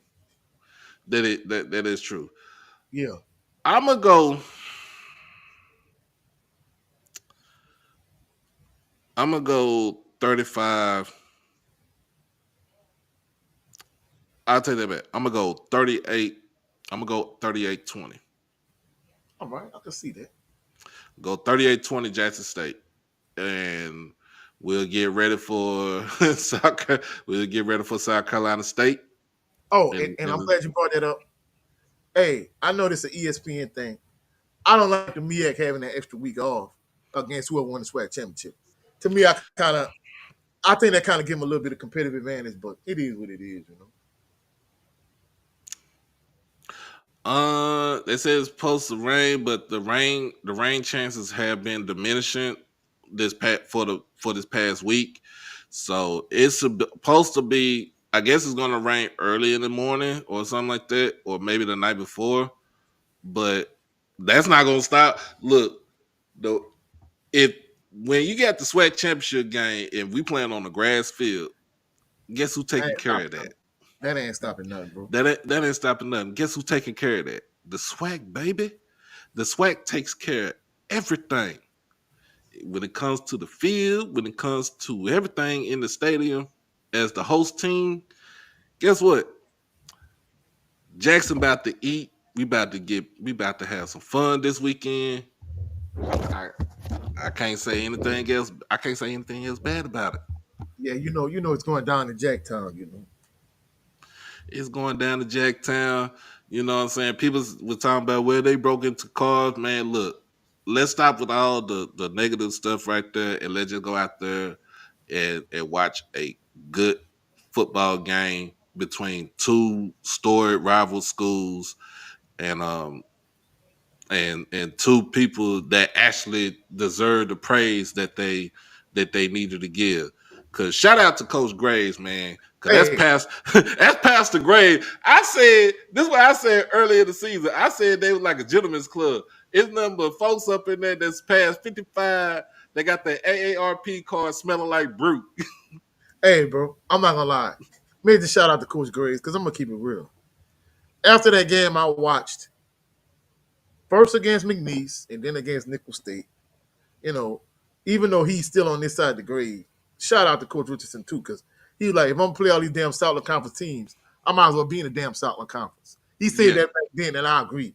But after the way they got their ass whooped against Nickel State, if you'd have told me they ended up in the SWAC championship game, even though if you go to my channel at the beginning of the season, this is the two teams I picked to be in it.